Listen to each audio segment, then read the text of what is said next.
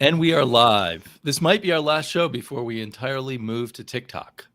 But now we're still on YouTube. We're going to learn some dancing. We'll have to practice our dancing videos. You guys can dance? I'm just going to laugh. Come on, what are you talking about? We're white guys. Of course we can't. We're white old men. Lithuanians are famous for their dance moves, right? If you say so. I've never heard anything one way or the other. So this is our first show of the new year, and Screw you, LahRasa 2021. and Rasa and Terrence have very recently done a chat, so we're not sure exactly all we're going to talk about since we haven't read a lot since Tuesday till today. But maybe we'll talk about some of our future goals or something. Mm-hmm. Oh my goodness, so serious. If I can get myself organized, I'm going to follow Terrence's example and post on Twitter everything I read. What is it? Hashtag 500. The 500 comic goals, yeah. Right. Mm-hmm. I think I'll just I don't think I'll think of it in terms of a goal. I'll just think of it as a tracking device. Mm. But I bet you guys both read more than 500. I presume. Oh, easily. I presume too, yeah. Well, I think I looked at my CLZ at the year 2021, and I had entered 710 comics in CLZ during that period. Okay. I had not read all of them because there's back. Right. Well, no, those were all just ones published in 2021. I'm sorry. Yeah. So, but still, I had not read all of them, and it included most of the trades that I'd bought. Mm-hmm. That's an interesting idea. I never thought of doing that just to see how many new comics I got this year. How do you do that? Do you use CLZ? I do. Yeah, I do. So it has. I like CLZ. It's always worked for me so far. It has folders. Maybe I should make myself large. Did you take that as a penis joke, Rasa? Yes. You're the one with that on your mind. So, let's see. This is Hello, werewolf. Hello. I can't touch. Oh, there. There you go. It has folders, and if you scroll down, I think there's folders for years. Wow, you have lots of folders. Let me see. So are you like proper subscribed to it? Release year. There, release year. Then I get all the release years. Oh, look. So Doctor Strange. 2021, 733 now. I must have entered some since I 2020, 719. 2019, 875. Oh wow. Wow. I think when COVID hit, that was still 2019, right? No. No, 2020. 2020. Okay, so I can't blame that on COVID. Wow. End of 2019, yeah. Mm-hmm. If I look back, like 2012, when I first started the channel, 299. Yeah. And then it basically kept going up since then. Right. Jesus. And worst of all, my total collection, 13,000. 13,000. Where'd it go? 13,150. Jeez, Louise. I'm like 11,000 lower than you are. Yeah, I'm at. It's gotten too big. Well, quite obviously, it's gotten too big. Mm-hmm. I'm just sitting over 6,345. I'm 4,2. 4,248. See, that's a good number. That's where I was at for a while, right in around there. Yeah. I was way higher. I sold like a couple of thousand of them. Happy New Year, full of comics, chaos. Chaos, for the love of comics, welcome. I find CLZ worth the price. I've gotten a lot out of it, and it keeps me from buying doubles a lot. Right. I have CLZ. I bought it when I was something like specials and stuff. Mm-hmm. But I never went into that like subscription file, like extras and stuff. I'm okay with what I have as long as it calculates what I have. I never found it for me, especially as a collector, I guess, I don't find it necessary to have all the availability for them. Maybe for some of you guys need it, but for me so far it just works. And oh look at it. Werewolf by Lunchtime has kind of a good amount too. Yeah. It has been 5 years since I've organized my comics. Whoosh. And so now I go down into the basement and I start organizing, and then I feel overwhelmed and I come back upstairs. But that's one of my New Year's goals, is to get that organized, make a pile of like hopefully 4,000 comics to sell or give away or something. Because I would like to get it down. And there's lots of comics that I know I'll never want to read again. Okay. That's the best part, to sell them. Those the ones you think you basically completely don't. And being where you are, Damien, there must be some small conventions and things in your town, I'm guessing. Well, before COVID, there was this thing called the Frankenstein comic book swap. Oh, nice. Where you could, for $20, you could get a table and you could just sell whatever you want. And so that's fantastic. Just before COVID hit, I was starting to make piles of comics that I didn't want. And I was going to go and just like put them out for 50 cents or something. With a few exceptions. But then COVID hit and it hasn't started back up yet. Oh, man. Yeah. For the Love of Comics, had a great live stream just a little while ago. Kind of an intense best discoveries of the year. I'm gonna have to go back and watch it again for recommendations. So Comics Base, I guess, is subscription based. CLZ may now be subscription based. We may have done it before it became subscription based. Yeah. Right. So I don't have to have a subscription to it. You can get the non-subscription version, but if you get the subscription version, it has extras. I think you can then put the platform on your computer, because I subscribe to it. I'm pretty sure I renewed my subscription for last year, and I think it allows you to change a couple of things extra within the program. Honestly, I would have to sit and look at it again to see if I want to renew that subscription. I think I tried it out 1 year just to see if it would really make that much of a difference. And I think with the stuff, when you don't have a subscription, what I found early on was that I noticed that some of the stuff that I had input started to vanish from it, because that number was changing. And I think the non-subscription one, I think it gives you kind of like this window of when you can use it, because I think they want to force you to try to get it, right? Obviously, they want to make money off of it. So I think that was it was timed out, but don't quote me on all this. I can't remember exactly. I got it so long ago that I am grandfathered in. I don't think I've done anything. Yeah, that could be totally. But I have thought about subscribing to them just to make sure they stay in business, because I definitely like, I'm heavy, with 13,000 comics in there, I'm heavily invested in it. Yeah. And like I can use it, like sometimes when I'm trying to figure out which week did I get comics, it's a great way for me to figure that out, because I like to do my weekly show where I do the countdown. Right. But, and Chaos says being organized, the worst part of physical media, and that's extremely true. That's the moment where I think about going all digital, is at the organizational point.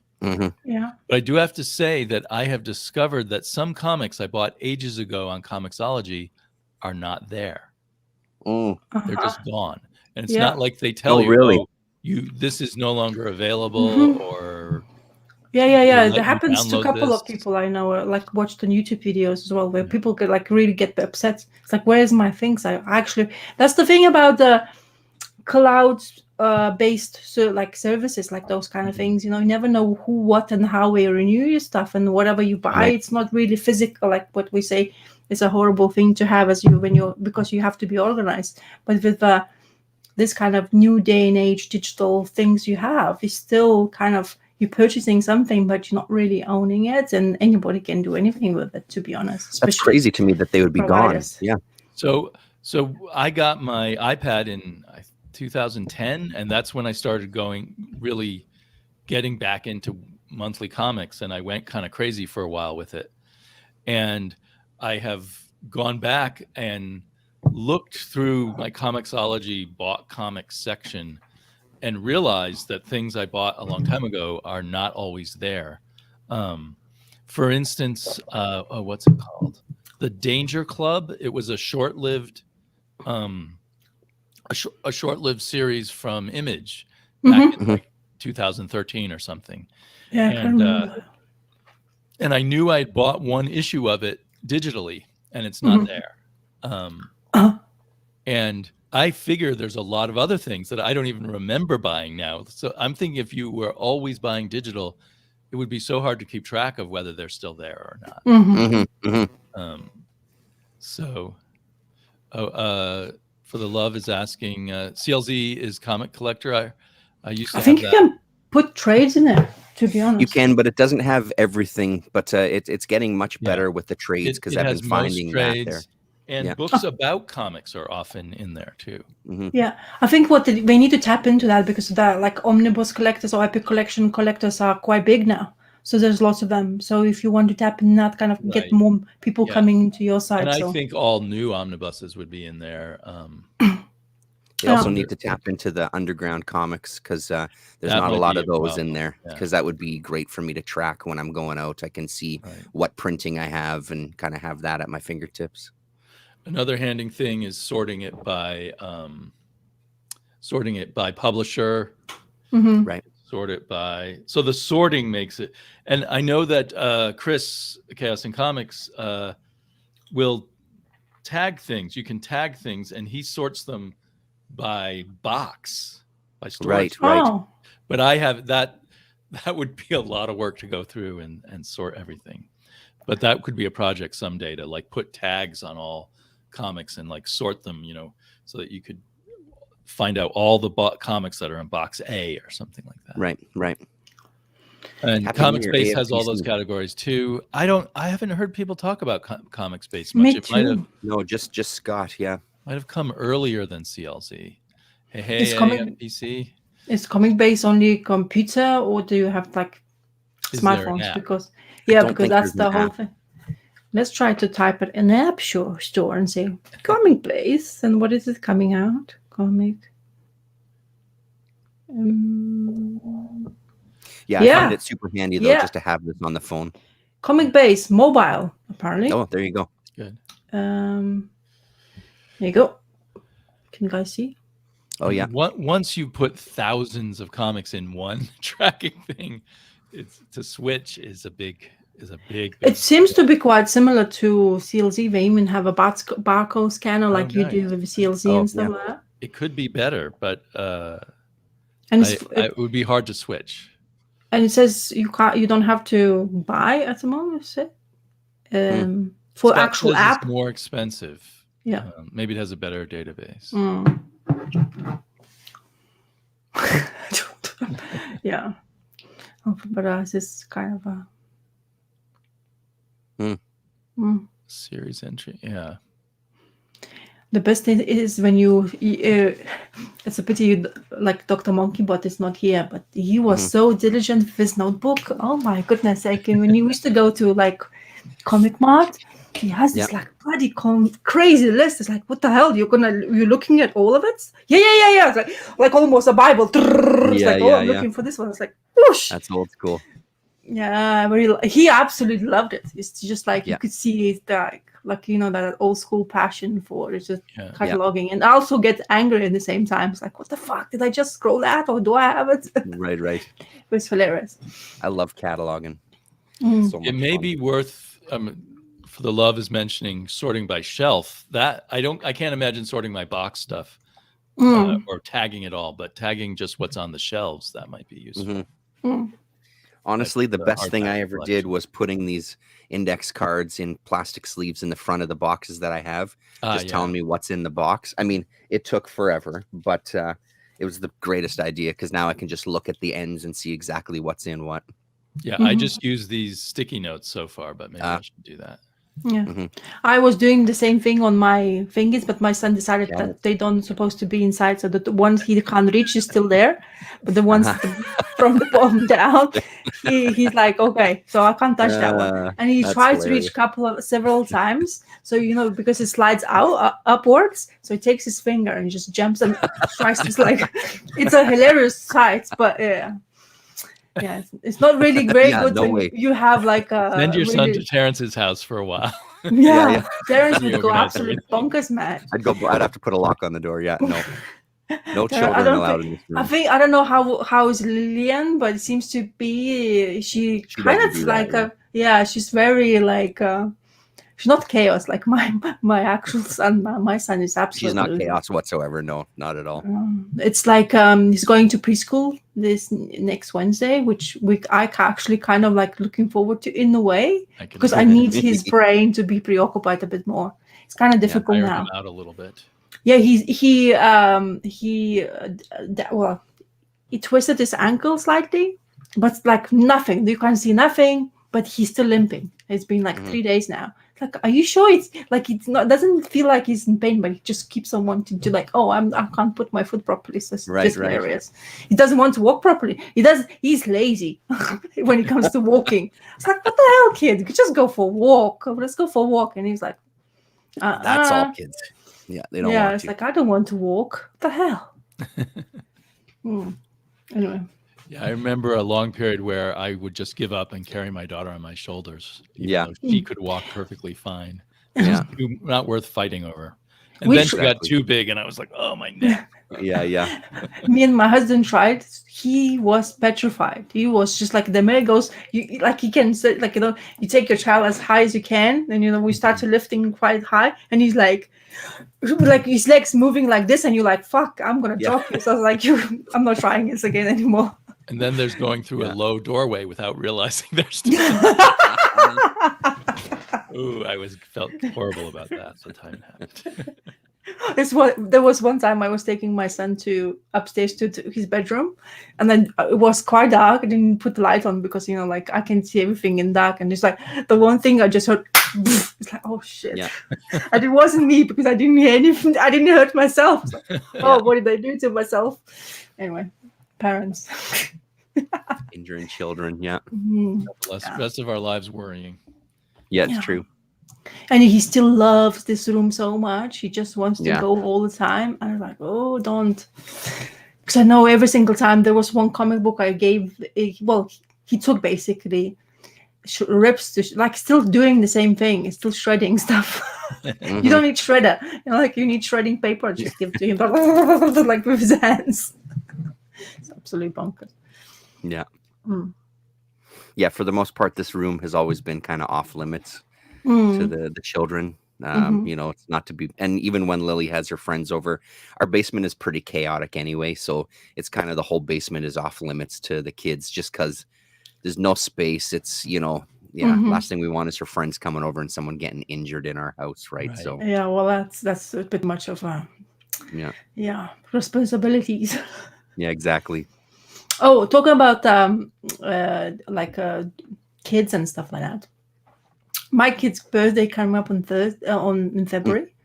I don't know how you are as a parent. I'm just talking bullshit now because we don't have a subject anyway. So, how you felt about birthdays and inviting other kids? And now in COVID, it's even worse because I was just I'm daunted, asking because the responsibility. This time now you can't. I don't think you're allowed to anymore anyway. So it's kind of like I'm kind of waiting for his birthday to pass and everything's still in the rules because I don't have to do that. But did you guys felt awkward with other parents and stuff? Yeah, I mean, it was awkward, but luckily our daughter's birthday is in June, so we could do outside stuff. Oh, nice. And there were a few parents, especially the first year of COVID, there was a few parents who still were nervous about that. Yeah. I remember the first year, it was actually raining, and we set up these shelters at a distance, 3 shelters each far away from each other, and different people could get under them. Yeah. And we told people that we would just be outside for the next 3 hours, and you could come by at some point and say happy birthday. Okay.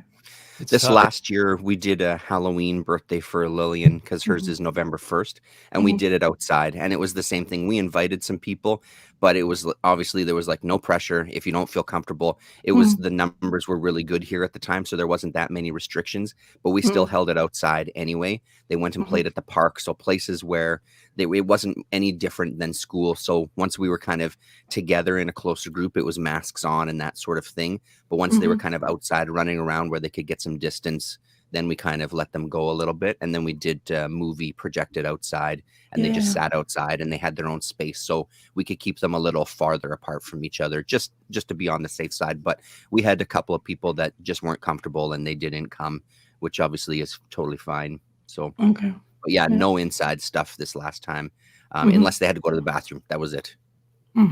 Cool. Yeah. Okay. So we got some asterisks. Yeah. Oh, sorry, Rob. Although actually I was trying to get peanuts, but yeah. Okay. No, you can. You can. We can start talking comics because I guess people will get really bored. Kids and comics and peanuts. Yeah. So I've been reading. I mean, you guys talked about peanuts just on Tuesday. I've been reading a lot of peanuts, and how do I make that come back now? Is it like seasonal for you because of a Christmas? You kind of feel like, because that's the first thing I associate. I don't know why. It's just me, because I wasn't like into that much peanuts before that I wanted to kind of like read. But now it's because of seasonal things. I scrolled through a couple of like those books you were giving to me as well, and of course I watched the movie. I had to. I was like, I think it is seasonal because starting with Thanksgiving here and then Christmas. Yeah, I was thinking, Charlie Brown specials. Right. But also at a big Fantagraphic sale, I bought the 2 volumes of this big thing. Awesome. And I also have these little paperbacks that I dug up right around when Rasa, you first started talking about peanuts. Yeah. I dug those up.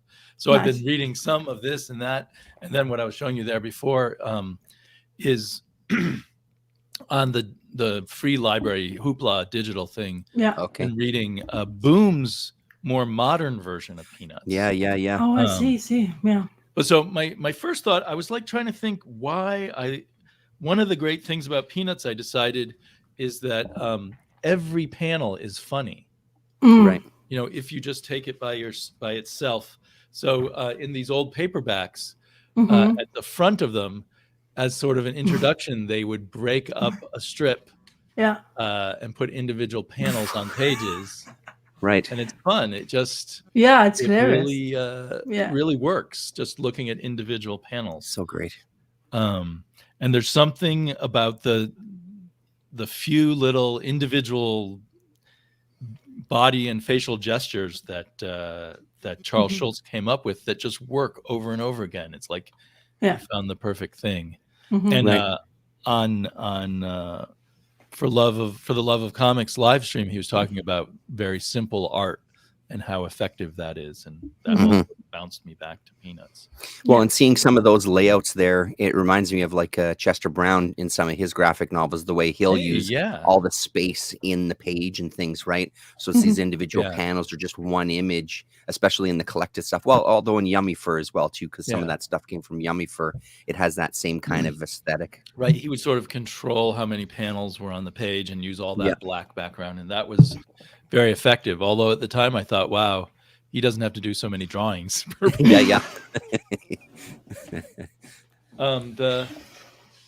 This stuff is just beautiful to look at. The best. And it's in color. Reading it. Yeah, that's the Sunday strips.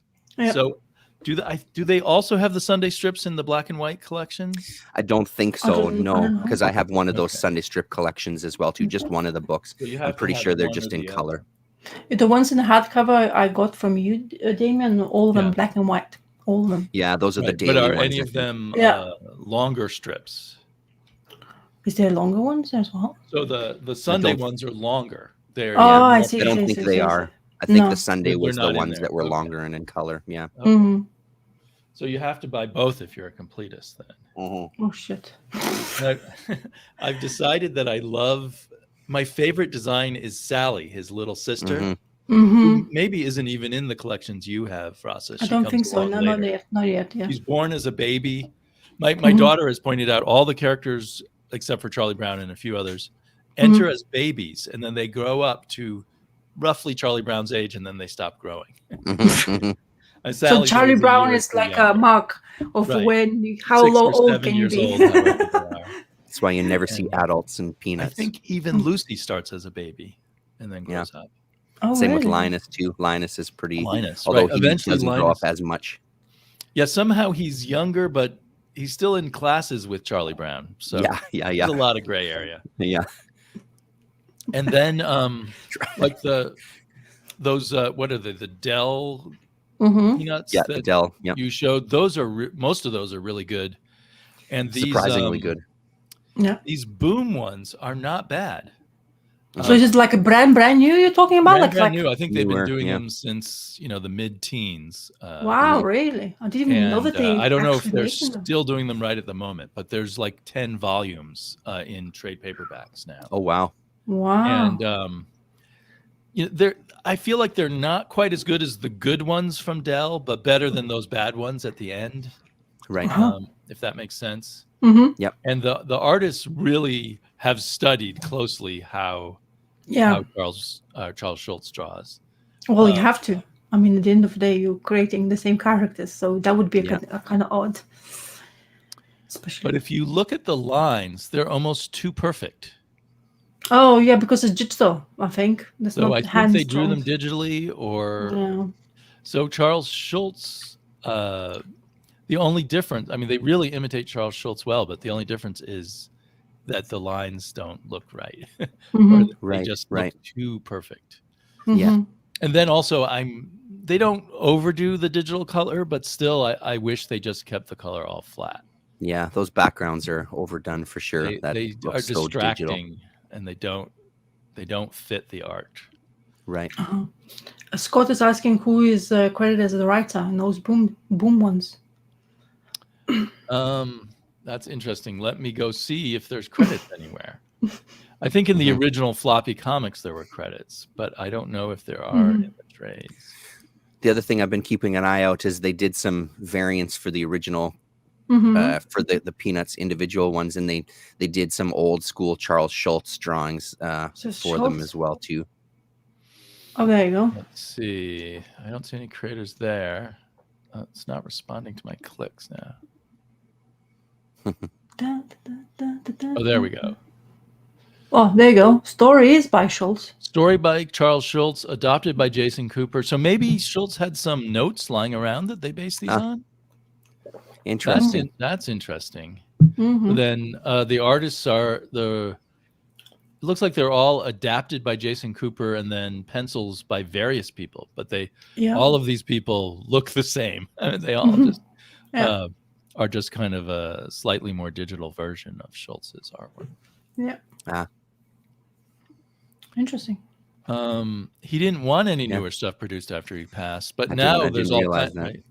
Like they did that Peanuts movie, which I think his son wrote, in which they revealed the little red-haired girl, which is kind of sacrilegious. Although I didn't mind. I don't mind these things. But who's the red girl? Head girl? Who I'm missing? Oh, that comes that later in the infatuated 60s and 70s as a little girl on the playground. That he always thinks, I should go over and talk to the little red-haired girl. And we would talk about this and that. And he always fantasizes about it. And he never, ever, ever talks to her. And we never see her in the strip. Oh, so she's just mentioned by word, by him imagining her basically going in. Yeah. Oh, interesting. That's like a good part of mystery, and, you know? Yeah. And of course, but in the movie, we do see her. And at the end, he and she are apparently going to spend some time together. Oh. I have not watched the movie then. You know what I mean? I don't really tend to like newer stuff, and they start reimagining things, whatever it's old Araba. Like go old school first, like like that one Christmas movie is just it's like a one thing I want to always watch because it's just the perfect thing, like it's just the way it's done. And my daughter loved that movie, and I didn't mind it. I mean, I had didn't mind to it remove myself from it's not exactly like Schultz. Yeah, of course. But it had the family's imprinter, like they were very involved, and I think the son that's cool. wrote or co-wrote the script. Oh, here's more. Yeah, all of them are listed as story by Charles Schultz. Yeah. I'm wondering if he left that many stories behind for 10 volumes, or maybe some of them are like, here was a comic strip he did, and we're going to expand the story. Maybe. I guess he had all artists had their notebooks, all the scratchbooks or whatever you can call them. So you can get quite a lot of, and maybe he had some weird idea and they just, like you say, expanded to make new ones. But interesting. And he might say, well, these are the ideas I didn't want to do. Exactly. And you keep on publishing it. Yeah. But you can see here they do a very good job of kind of capturing the feel of it. Yeah, for sure. But I'm guessing like the ones he did for Dell were probably that was in the 50s. Once he became, the most famous cartoonist in the world, he probably said, I don't need comic books or other things like that. Only stuff that I control. But Yeah, so it's fun. It was fun to read. I still, as I've said, do bedtime reading with my daughter. So we've been doing Peanuts for the last month or so. Mm-hmm. Nice. But there's not a lot to criticize about Peanuts or anything. That's true. Yeah. Yeah. It is what it is, and most people like it. Yeah. It's good. It's really good. But now, Calvin Hobbes or Peanuts? I mean, I know I'm choosing Calvin because it's a bit more closer to my, and I always loved Calvin and Hobbes because of his animal friend. Because it's kind of like, it's my growing up of Winnie the Pooh is the like an animal in like that animal base when I was growing up, and it just kind of like felt more close to me when I was that. And Calvin and Hobbes had that imaginary friend, which is kind of, I don't know, all of us growing up, but I did have my Calvin like imaginary friend. Apparently my mom was telling me, I was like, I of course deny it when we had conversation, especially when she's like, oh, translate that to my husband's like, I don't think he wants to hear that. It's like, it's a beauty thing when you speak different languages. So you kind of like, whatever your parents are saying, you kind of like, or make it better, whatever they say, or you don't say whatever they say, whole things. So are you asking us if we're on a desert island and we can have the complete Calvin and Hobbes or the complete Peanuts, which would you choose? Yeah. I know I'm picking Calvin. It's no brainer for me. I don't know why. But it's a very hard choice. The Peanuts. I have Peanuts for me. Yeah, I have a complete that like slipcase hardcovers, the 3 hardcovers. Oh yeah, edition, and I slug that. Like no matter, I probably wouldn't wear any clothes. I just take. Yeah, I take just that. take the Calvin and Hobbes. Yeah. If it's like we're talking desert island here, but I just don't know. It's just so endearing to see him and his friend, and he's just absolutely like, especially because you were talking about Peanuts not having adults. And Calvin has his parents there, and what he does to the way he speaks to his parents is like, you go, that kind of thing, like that. It's just so maybe a little bit more realistic in a way, sense of that kind of thing, like you can imagine that, and it's like, I don't know. Lillian had an imaginary friend when she was little, and she would tell us apparently his name was Honky. And we asked her one time, what does Honky do? And she said her response was, Honky's a bum. So that was her imaginary friend. We always got a kick out of it. Being a bum was a good thing? I don't really know it might have been something that she heard us say, or I don't really know. And it's some weird things what kids pick maybe up. She wants to ride the rails. Yeah, that's right. Yeah. Yeah, but I always thought Honky was a great name for a imaginary friend. Especially, Apparently, I had this a girl, like a best friend of mine, and it was just the moments when I needed her. She apparently appeared out of the blue. So my mom was like, if I got in trouble, so I was like always convinced that my imaginary friend was at fault because she convinced me to do that. And my mom was like, well, you can't, like when you. I don't know. It's with me. Like my son does something really bad, I have to kind of digest and not overreact. And my mom was like, "How do I respond to this?" And you can see in her face, and she's like, "I was like, I never knew how to respond to that kind of conversation, because And then apparently my cousin, because my cousins start to be like, I was very close to one of my cousins. We were like growing up and going to kindergartens and stuff like that. So he was into our lives. So I was just blaming him afterwards. So my imaginary friend disappeared. I replaced it by actual real cousin of mine. So it was that's hilarious. Yeah. Your fall guy. Yeah, he was literally. Oh, I was for him, of course, and he was for me. So, and we all like. Once we were so angry both parent sides that we had to split that, and we had like a family gathering. So we were split into different bedrooms, so we can't come together because when you come together, like it's chaos. Anyway, so they were splitting us. So what my cousin did, because it was the first floor flat, he went from the window and came to my bedroom and we just played. We didn't say anything. We didn't meet anybody else because they basically almost locked us in the rooms by each other because they were so afraid of what we're going to do. So yeah, and afterwards they opened the door. My mom said, "Open the door," and they're just sitting quietly playing. It's like, what the hell happened? Why are you so quiet? It worked, I guess. So hilarious. Yeah, this kind of things what we do. Anyway, I just wanted to go. I had the thought there could be 2 Honky the Bum comics, one by Terrence and one by Lillian, and one would be this horrible underground comic, and one would be this innocent kids. Yeah, exactly. Sweet kids take on it. Yeah. Do you want 2 versions? Honky One the is Bum would be a great X-rated title for an underground comic. Yeah. I think. That's funny.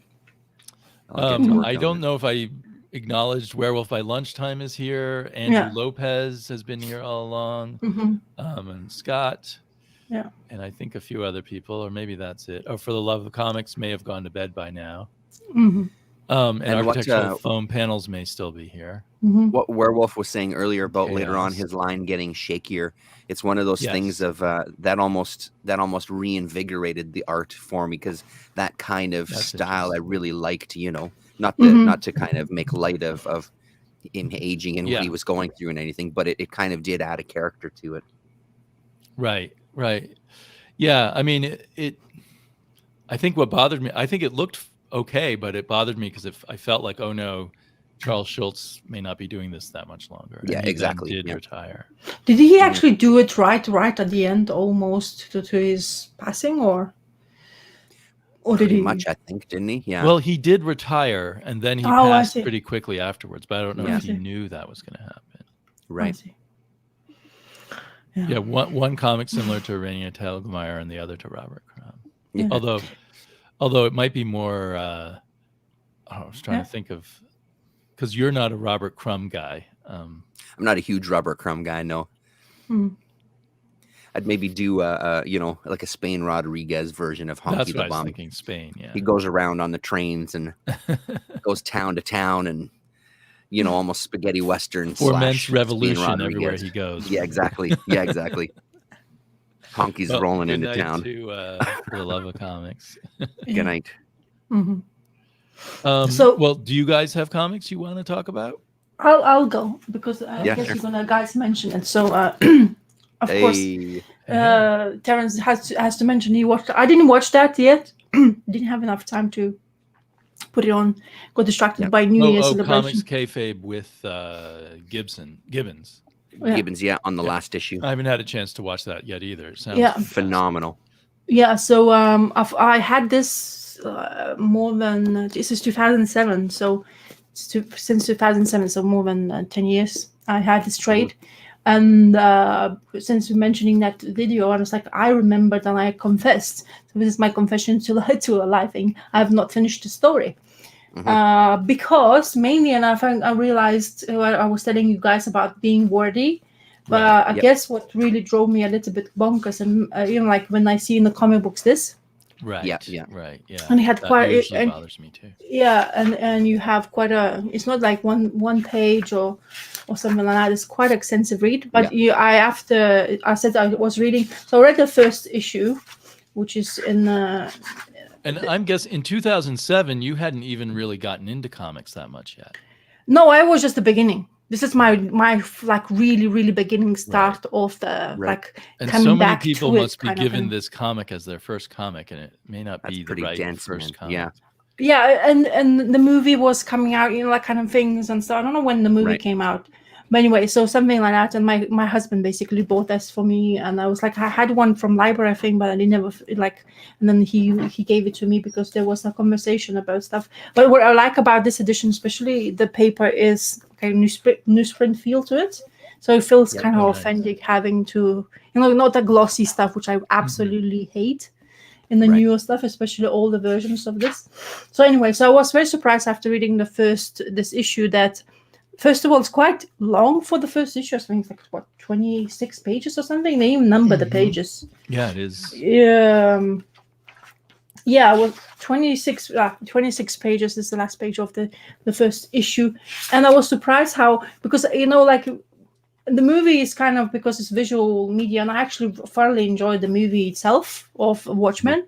And then I was like kind of wondering how it was portrayed in the comic format. And I know I've read that in number 1 issue like before as well, but surprised how much it is like really like a movie scenes, and like they picked really all those moments. That the one of my favorite moments was when Russia came to visit an owl guy, and he was chowing on his beans. And in that movie, you had that same scene, and I really love that. So I don't know, it's just one of the things I remember. And of course, that scene when he goes into this lair, and you have the reveal of that machine, flying owl machine.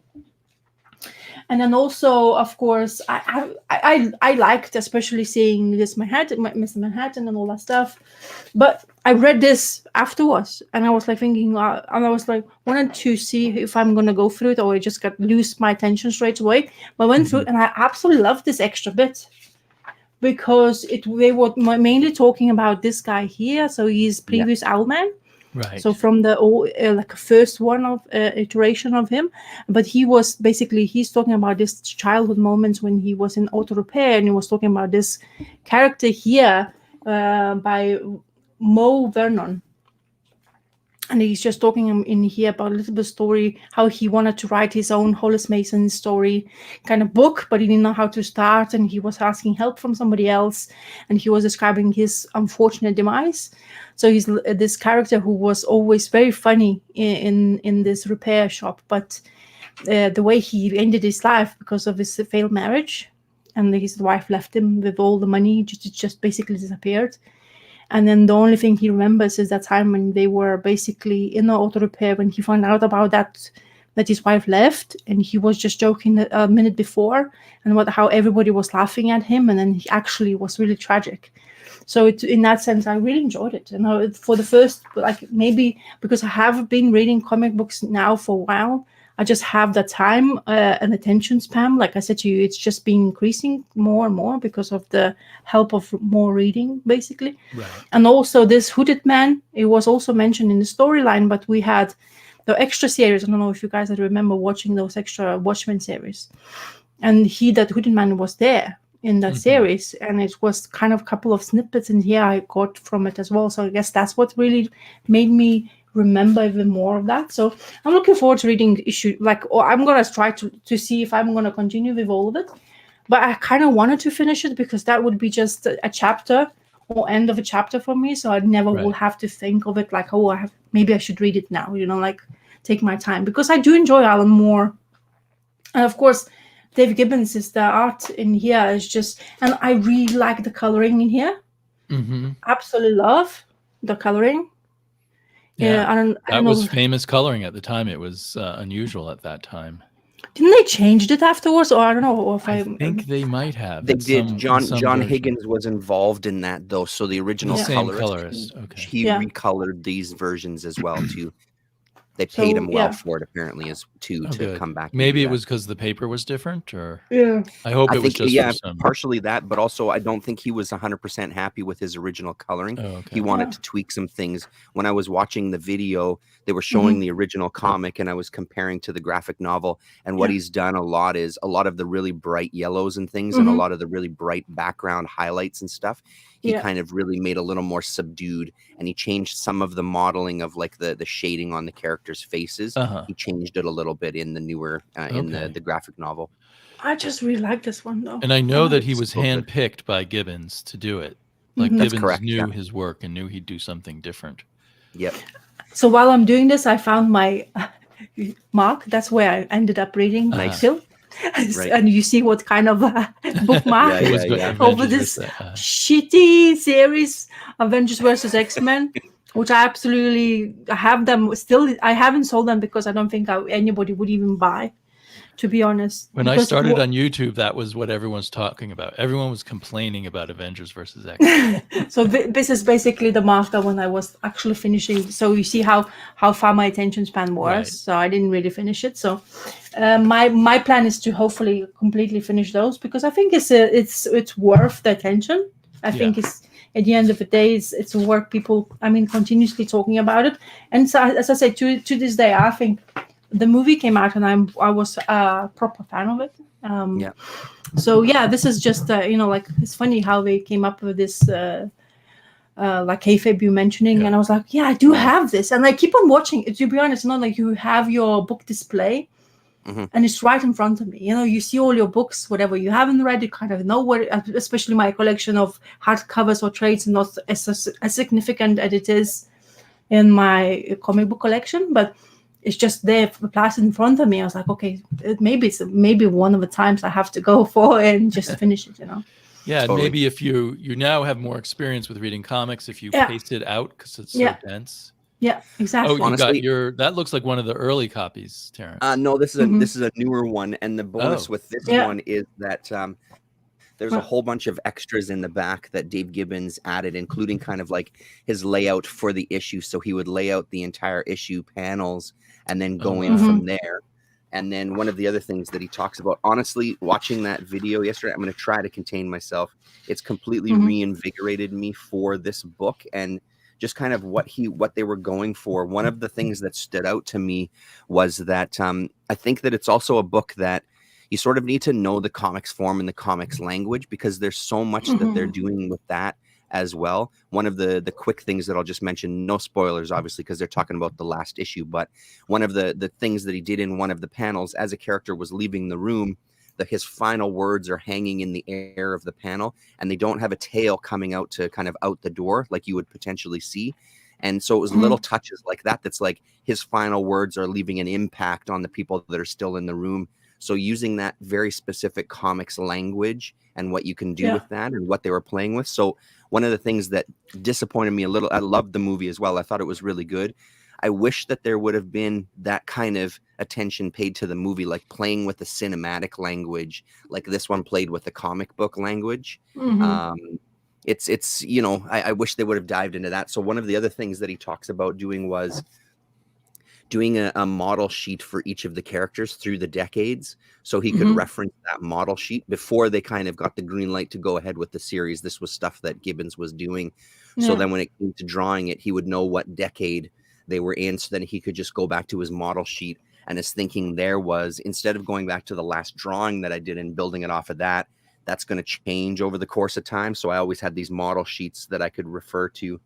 And they have like samples of the scripts, which is also the beauty thing about the kayfabe interview. He reads some of Alan Moore's original scripts for some of the panels, and it's incredible stuff. So it just really reinvigorated me of like, I need to read this again. So I think it's on the slate.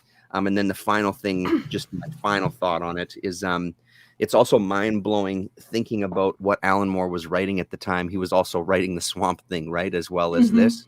It's crazy to think of like the kind of quality that was going on in this very specific window. It really puts a good light on how much Alan Moore was dictating even what the panels were. You know, he's very specific. I think he said that the script for the final issue was 50 something pages and the issue itself was 32 pages. So the script was, you know, really extensive and almost full page breakdowns for a single page or even a couple of panels, right? So it's such an impressive interview, or not even interview, it's such an impressive 2-hour watch, even if you watch it in chunks. There's a couple of times that both Ed and Jim, you can see Dave Gibbons points out a couple of things and both of them go, holy shit, I've never seen that before. And that's an incredible thing to see, that there's all these nuggets buried in there. The amount of thought and work is really mind-boggling, you know. So it makes sense that it has the kind of history that it has, even though it doesn't resonate with people more modern age to some degree, not all the time, but it's one of those books, because it's so highly praised. There's a lot of people that just, they don't like it. It doesn't resonate with them. I can totally understand why. It really resonates with me. Yeah, he was great in that video. He looked like he was having a genuinely really good time. Yeah, he seems like a wonderful person all the time. I've seen him at a few times at cons on panels and stuff. Very impressive guy. Probably a good balance. his cheerfulness to Alan Moore's grumpiness. Right. I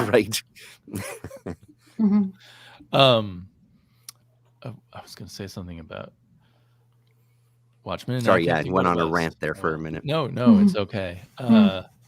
I was enjoying your ramble or your rant. Yeah, I really want to watch that kayfabe, but I kind of feel like I should read the issue first, I guess. Yeah, I didn't.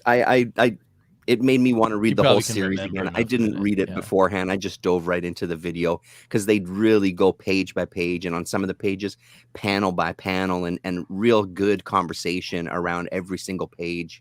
Yeah, it really insightful. You know, just some of the tricks that he was doing and some of the things he was playing with is really like, this is not someone that's waking up and just drawing a comic and writing a comic. Like they're invested and they're really trying to do something different, you know, and succeeding, right?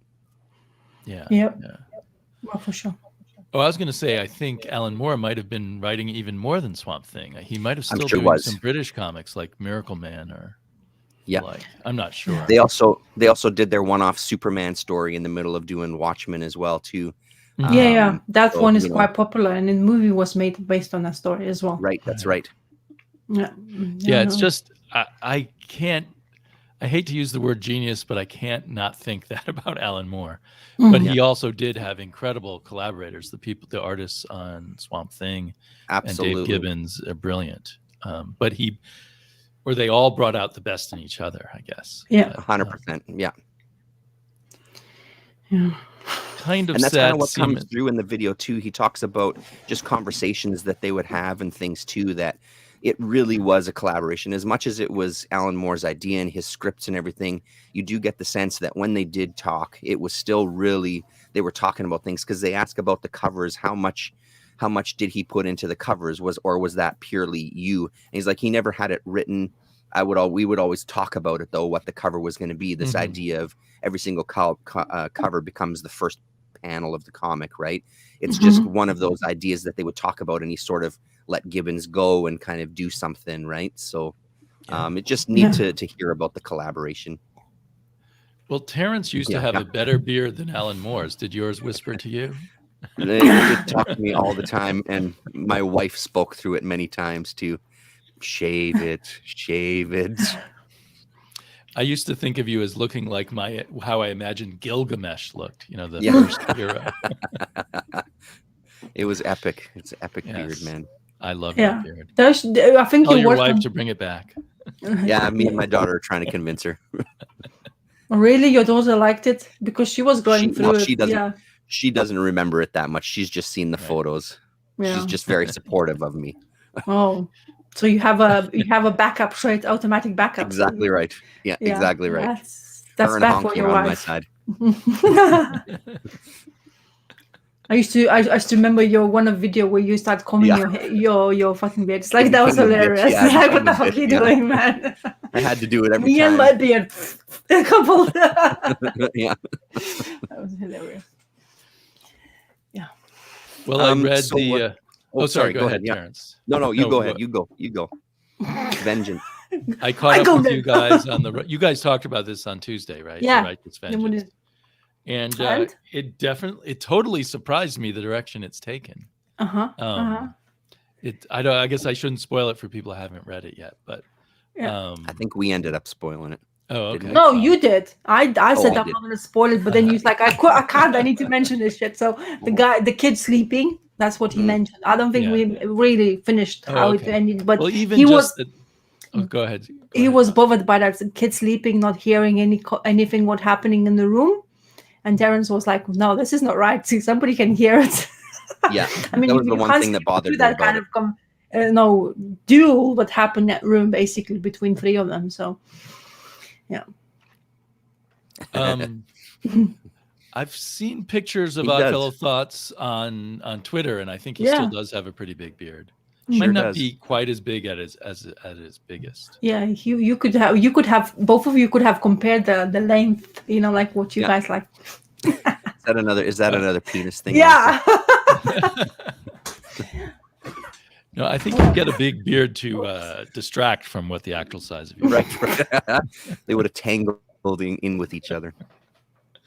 But I was shocked at even just the beginning, French Polynesia scene. Yeah, that was like didn't expect whatsoever. This is disturbing and intense. Yeah, it makes Jeffrey Epstein look tame. Wow. I mean, I hope to God it's not based on a real place, but So the whole thing has a whole new level of just distressing disturbingness. But I'm still working on making kind of my best of 2021 video. I've been writing notes, and so it'll probably come out sometime this week. But I can't decide whether I can put this on the list or if it's still too new. And it could, all go south, I guess, because every issue is a kind of a new twist. But I think I will at least give it a special mention. It's now become one of the 2 or 3 books I really look forward to each month. Yeah, I think I would put that as a great newcomer, to be honest. Yeah.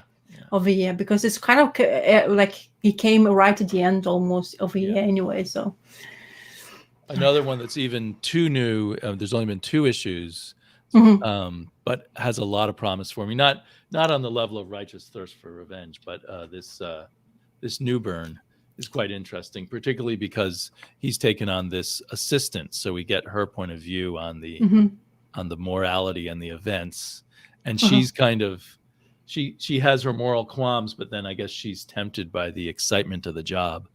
Plus, he offers her $100,000 a year to work with him, which I'm assuming is a lot for her. She was kind of I think she was a small-time con woman or something. I'm trying to remember what was revealed at the end of the first issue.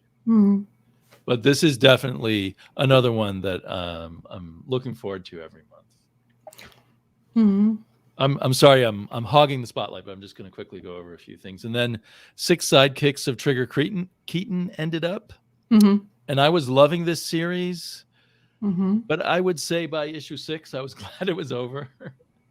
And he kind of wraps things up in a neat little bow in a way that I felt somehow cheated by, but I can't quite say. I don't want to spoil it. I still think it's worth reading in trade or picking up the back issues. More for the journey, perhaps, than the final conclusion. But I do love all these characters, and I kind of wish they had another story to tell with them. But I don't think it would make sense. Were either of you reading this? I know that Earl was enjoying it and reading it. No, I wasn't reading it. I wasn't reading either. Or Milan, or whatever we want to say. But anyway, so this wrapped up, and I would say get it in trade, but it maybe not quite as exciting as I at one point thought it was. Cool. Yeah, because you were really enjoying that at the beginning, yeah? Yeah.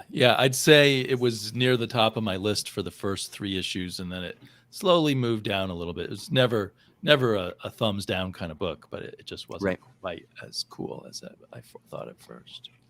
Right. But most comics have that kind of thing, like you get really excited about it, but not all of them goes consistent, like in your head. So, and endings are very, very hard, I think. Extremely. So, and also, I think when you're reading a monthly comic, you set up expectations, and then those expectations sit in your head for a month. So it's a little more easy to have your expectations disappointed than if you read it in a trade. Right. But usually I also like having things mull around in my head for a month before I read the next chapter. Yeah. So there's a yin and a yang to everything, I guess. Right. I think you get different perspective when you read it monthly, and then or you're reading one in a go, because like you in monthly, like you say, you can just mull in your head and think about the storyline more. Maybe you get those expectations, and the second issue you read and those expectations doesn't take, then you get like a little bit maybe like, do I want to or do I not, in that kind of conversation. When you read a trade, it's just one thing, and there you go, you have an opinion at the end of it. So kind of you're not stopping to think between chapters. Exactly. So but for a while, I still do it sometimes. I try to figure out which authors make sense to wait for trade. So like Jonathan Hickman is one that I generally say I'm going to wait for trade on him. Usually most of the best way of dealing with him. But as I say, one of my favorite things, I committed to it like East or West, when he did all those 42 issues. I just enjoyed the snippets, because the information in generally was way overly complex. So that having this all in one go, it's kind of like will completely fry my brain in some points. So having to digest that slowly, it's kind of helps, because like Hickman's writing is like you have to kind of get into his own way of thinking, or what he's trying to portray, kind of thing. So get in that mood of his how he's writing stuff. But if you like, I think I read something of his in the trade, and I was like, what the hell just happened? Like it's good run going for it. And he's like, but your head just like too much information, and like I could pick on that. And if you read it, of course, that would even help you even more, I guess. But with him, I think for me in general, I think Hickman is better to digest in singles for me because of the way he does like to contain a story in general. He has lots of explanations, and he has lots of, especially like, for example, I'm just going to give you an example of X-Men. He was taking so much information in history from X-Men, so the person who doesn't really know it doesn't get as much as full of attention to that kind of part where he was basically putting into intent. And then if you just read it all in one go, I don't know what that would be for you as an experience, So it was actually great to read it in singles, as I say, just for me as a writer. I read Hoxpox all in a go. Maybe I would have liked it more in singles. I don't know. I think I would have just given up on it in singles, because that's what I did with East of West, and then I have bought all the hardbacks, but I haven't got around to reading them yet. Yeah, but I hope to someday. Well, although I remember Earl Grey was disappointed by the end of that. Yeah, he was disappointed. The last trade, he was like, "What the hell just was that?" And it was like, "That's the thing. That's what I'm saying about Hickman. It's truly a different way of experiencing him as a writer when you do it in one go or do it in the." Oh yeah, I remember Hickman's Fantastic Four. I was reading, so I was reading his Fantastic Four, and I took the breaks on purpose. So almost like my brain cells are like, okay, shut down, because the information reading it doesn't digest. And I absolutely loved his Fantastic Four run. Right. It's really good. I really liked the fantastic, like not having experienced a Fantastic Four from Jack Kirby and Stan Lee's part of the time, because I haven't yet really fully immersed myself in that reading. So I had read his Hickman's Fantastic Four, and I absolutely loved the characters and the team dynamics and everything, whatever they were doing. Even because with Kirby's and Stan Lee's, especially Stan Lee's writing of the female characters is kind of frustrating in a way, because the way they were dumbed down to the minimal point of conversation, like she can only say a couple of things and that's it, you shut up kind of thing in your face. Right. And with Hickman, she was blossoming in there. So yeah, be quiet, Sue, while we solve the problem. Yeah. I guess aggressively relaxing is not relaxing that much as he does chores. Well, yes, maybe a good way to do it if you have the trade is read a chapter and then read a day and read another chapter. Put it down, yeah. Especially, and Jared Osborne says he reads each issue twice in the week that it comes out, and that's probably a really smart thing to do. I don't do that, but I was thinking that's a smart approach.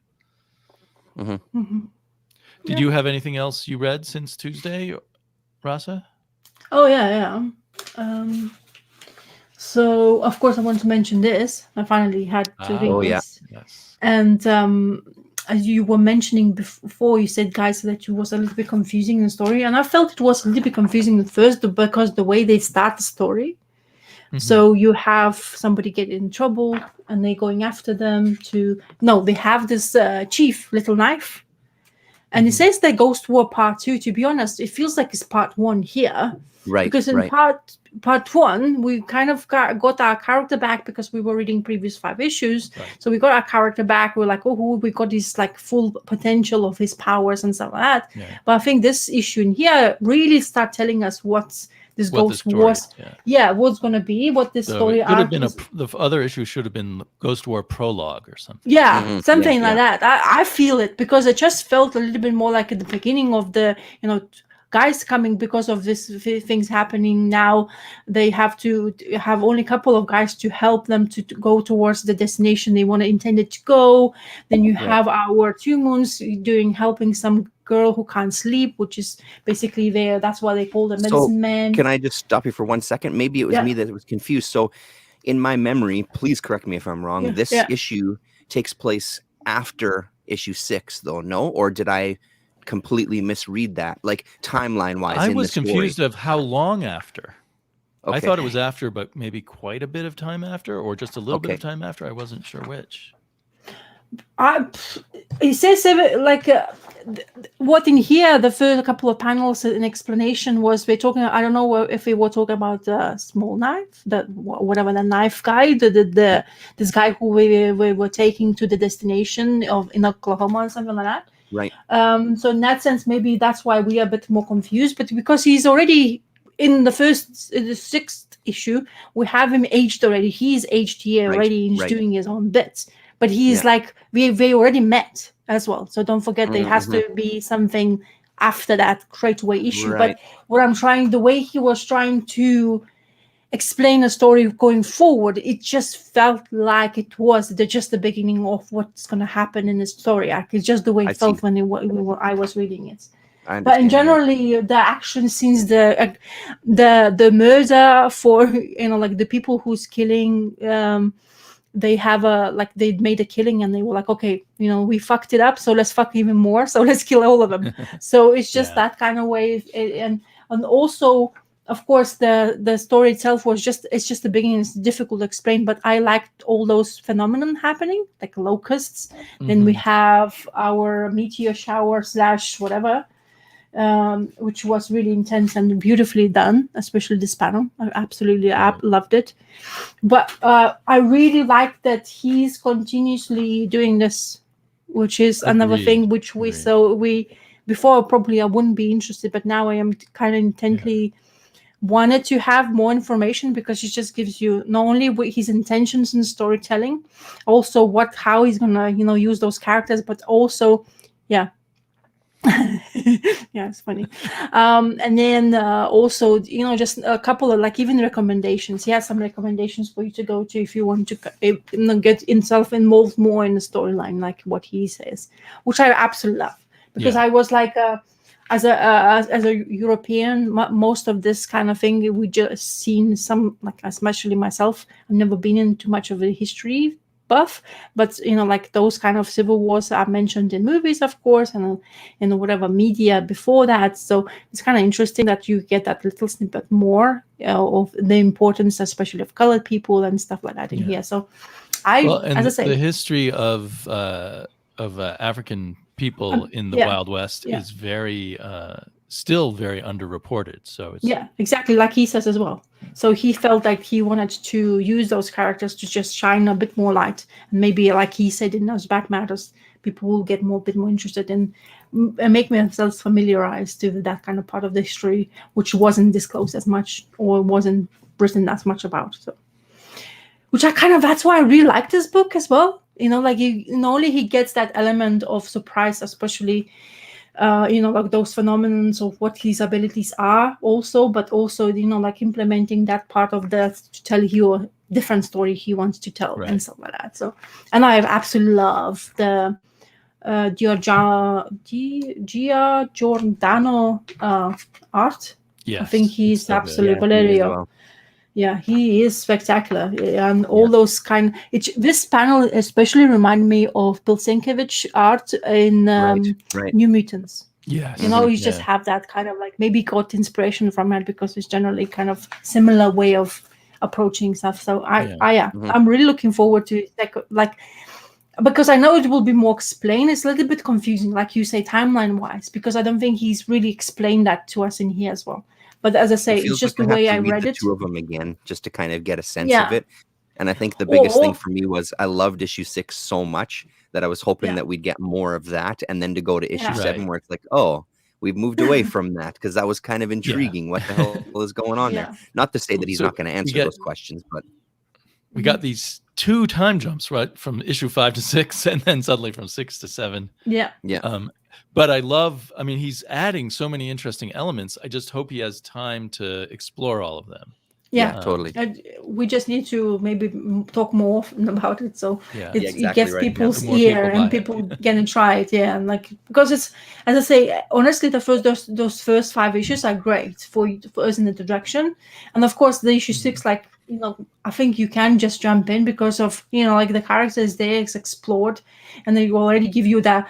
But surprise of the first 5 issues was great, because we weren't really sure what his abilities were, because of the fight between himself of who he is and what he wanted to be in front of everybody else. That's what I really liked. So, and generally, ups like the horror element seems to be, as last page was showing, would be quite interesting because of the shower and things appearing out of the earth. That's interesting element of using. So great for that. So I'm looking forward to see where he's gonna go. Let's hope it's gonna surprise us to a good point. So this one is especially seems to be good to read in monthly as well because of the, you never know what you're getting, and there's quite a bit of information because of the more characters getting involved in the storyline now. Right. So yeah, I really hope it sells well in trade and everything and keeps going, because it's definitely another one that will be on my best of the year list, I think. Yeah. Terrence, something else on your pile, or have we run so out? I dipped into some I grabbed some issues of the older Human Target.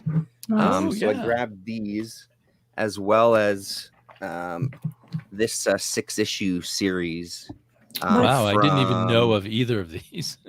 So this is from 2010, and the thing that surprises me about this is now a hit TV series on Fox, which is kind of which I'm is guessing crazy. It wasn't such a hit as they're claiming. Yeah, exactly right.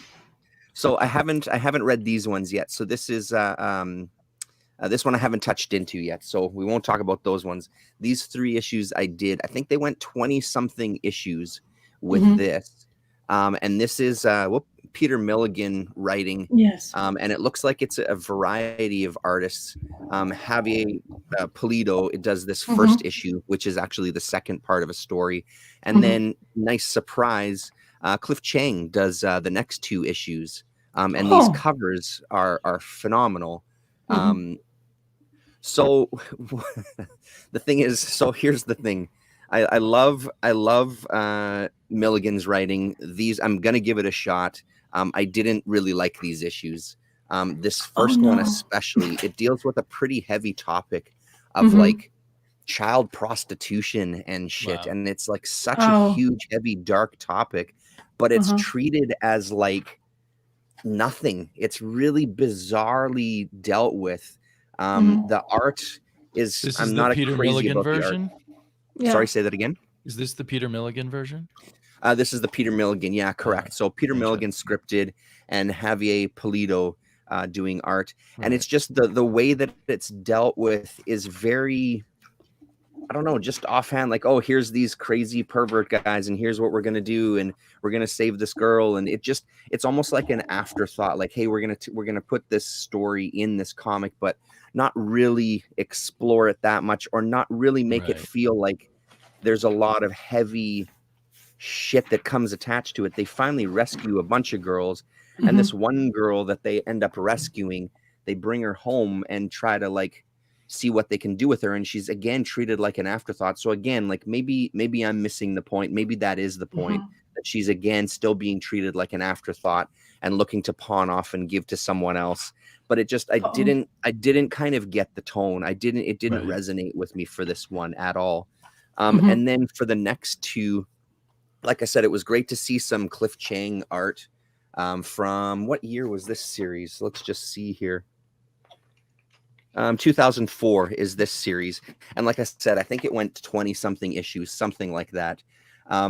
This was a little bit better. He's now kind of involved with kind of this cult. So the Human Target, for those who don't know, and it's news to me too, he really kind of takes over, not only kind of steps in for a particular person who maybe has like a death threat against them or something, but he kind of embodies the person themselves. So in this one, he steps in for this cult leader, and he starts to kind of get into the world of the cult. It's a 3-issue story, so I've only got the first 2 parts, and it sort of ends on the second issue rather, where he's kind of really now become this cult leader, and he's starting to believe that he may actually have this kind of healing power to cure sickness and that sounds very bring cool. a guy back from death. Sorry, say that again. That sounds very cool. Yeah, this one was better. This one was better than the other one, but again, there was something about the tone that I still wasn't 100% on board, but this one was absolutely better than the first issue for sure. Right. And again, it's cool to see Chang's art, this kind of far back, I guess. Yeah. You know what I mean? Like we're Yeah. talking almost 20 years at this point, 18 years or Must whatever. have been early in his art career. Yeah. So I'm looking forward to getting more. I don't see these that often. They had a couple of other issues at the shop I went, but I wanted to get kind of a few issues in a row just so I could kind of get into the story a little bit. And then we'll see how this other 6-issue series is once I've gotten into it. I was just reading this newest issue today before we started. I haven't finished it yet though, but I'm still really digging this one, even though I don't get some of the history of some of the superhero characters. I still really enjoy it. Right. Well, this issue is mostly about Guy Gardner. Since you haven't finished it, I won't talk about it too much. It's So it's Green Lantern.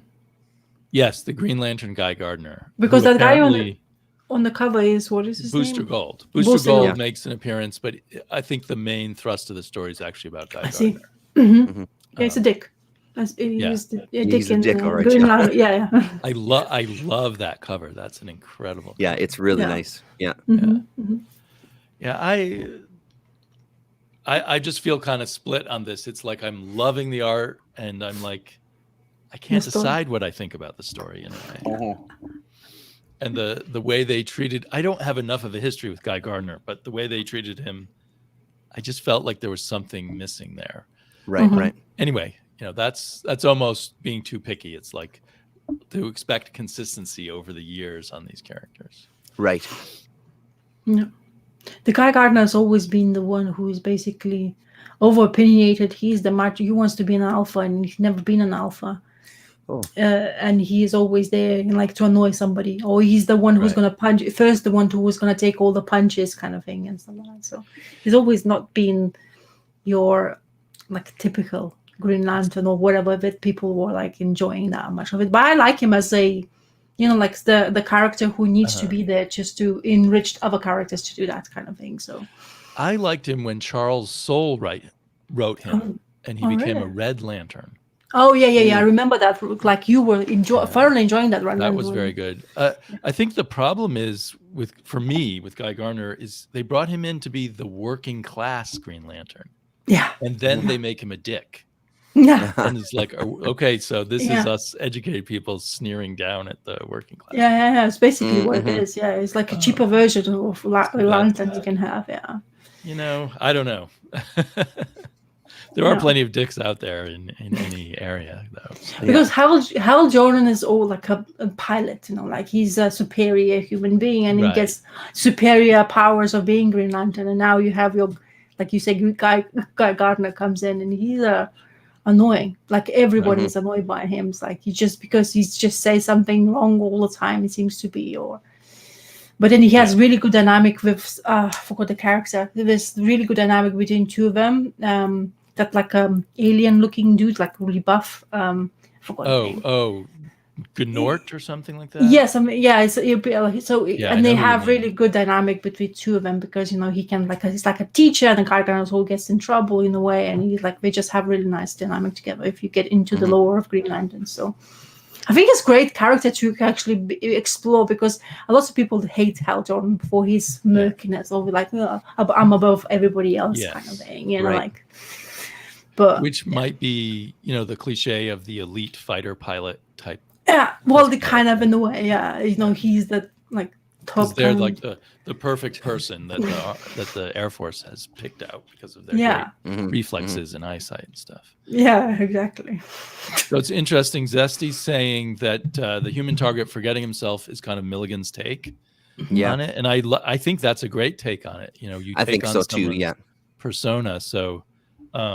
That's not at all the take in here, in the Tom King thing. So I'd like to, even though that one issue you talked about, I don't think I want to read. I'd like to explore what Milligan did. Well, and like I said, I think it's because I'm jumping in right in the middle. So I'm starting to get that sense by the end of the third issue that is going to be the thing. But I mean, maybe that first issue that I read, maybe it'll have a different resonance once I've read the 12 issues before it, right? Like maybe there's a much bigger lead up that I'm obviously really missing out on. So I mean, but it's Milligan though. I'm always willing to give him a shot, so I'll keep my eyes out for him. And I did not know this, that Andrew, I never know how to pronounce his name, Andrew Vax had passed away. Crazy. He was quite the figure, out there fighting constantly for child abuse issues. He sure was, man. Yeah. And he did a lot of comics in the 90s. I think it was the 90s. And he did, there was a Shaolin Cowboy that he did with Darrow where all the proceeds went to those kind of things. Was that like a single issue, or was that in this book, The Way of No Way, Andrew Vax and Jeff Darrow? So I think all the proceeds went to some organizations that Vax was working with. I don't know. Was that the one they did like a pulp magazine instead of a comic? Yeah, exactly right. I need to get that. I've never read that. Oh, I don't even have that. He's awesome. Yeah. Some amazing Darrow art, but mostly like, like you're saying, just more like a pulp style. Yeah. Nice. Cool. Yeah, he was a very admirable person. It's too bad he passed away. Yeah. Well, let's see. What do I talk about? I'll talk about 2 older comics I read. How about, because I didn't love either of them, but it was kind of interesting to read them. So I'm going to switch to my other camera. The fancy stuff. I'm going to get fancy. Not your working class website. No. This is the elite ruling class camera that I'm going to use. There we go. Because my father was a college professor, so I have to be part of the elite. That's what he wanted for me. So I've been, looking through my Spider-Man collection a lot, because on Instagram we've been posting Spider-Man stuff in tribute to the very working class Sam Tangled Web, who passed away and loved Spider-Man. And so I've started reading some of them. And I jumped into this one, which I guess is like the second appearance of the Punisher. Of Punisher, yeah. And when I was careful, make sure you turn your page really gently, because you don't want to damage the people. Whoosh! Somebody's going to have a heart attack after watching this video. Well, this was my I don't know if you can see it. This was my subscription copy as a kid. The crease in the middle? Oh, yes, you can see it there just now. Yeah. Permanent bend there that will never go away. That looks very nice. This was one of the comics that was in my mother's attic for 35 years. Oh, yeah, and she found it recently. And then she sent, when she moved out, she sent the box to me. So when I was a kid, I wanted all Spider-Man to be drawn by John Romita. And by the time I started my subscription, it was all drawn by Ross Andrew. Yeah. And I hated it as a kid.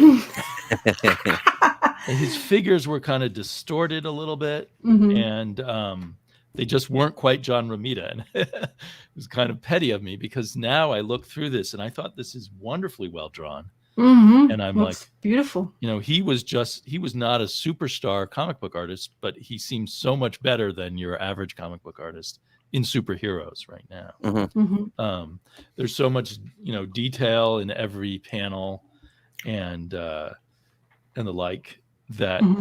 But on the other hand, I used to think that Jerry Conway writing was fine, and now I find his writing very annoying. And I like Jerry Conway as a person, who I see interviewed and stuff, and his contributions to comics are important, but I don't know. I get very bored reading through the comic.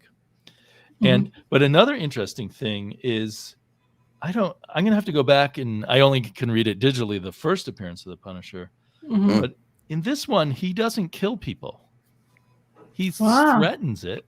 But he and Spidey team up, and Jerry Conway does do kind of a fun thing where the Punisher is like totally serious and no sense of humor, and Spidey's making all these quips all the time.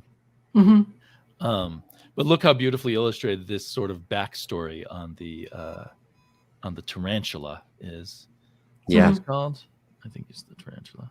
Yeah, tarantula. I think so. Yeah. A ridiculous supervillain, but yeah. And Jerry Conway tries to put in like social commentary about people who become revolutionaries against dictators, and that's a good thing. But then if you just get too into the violence and not care about your cause anymore, it's a bad thing.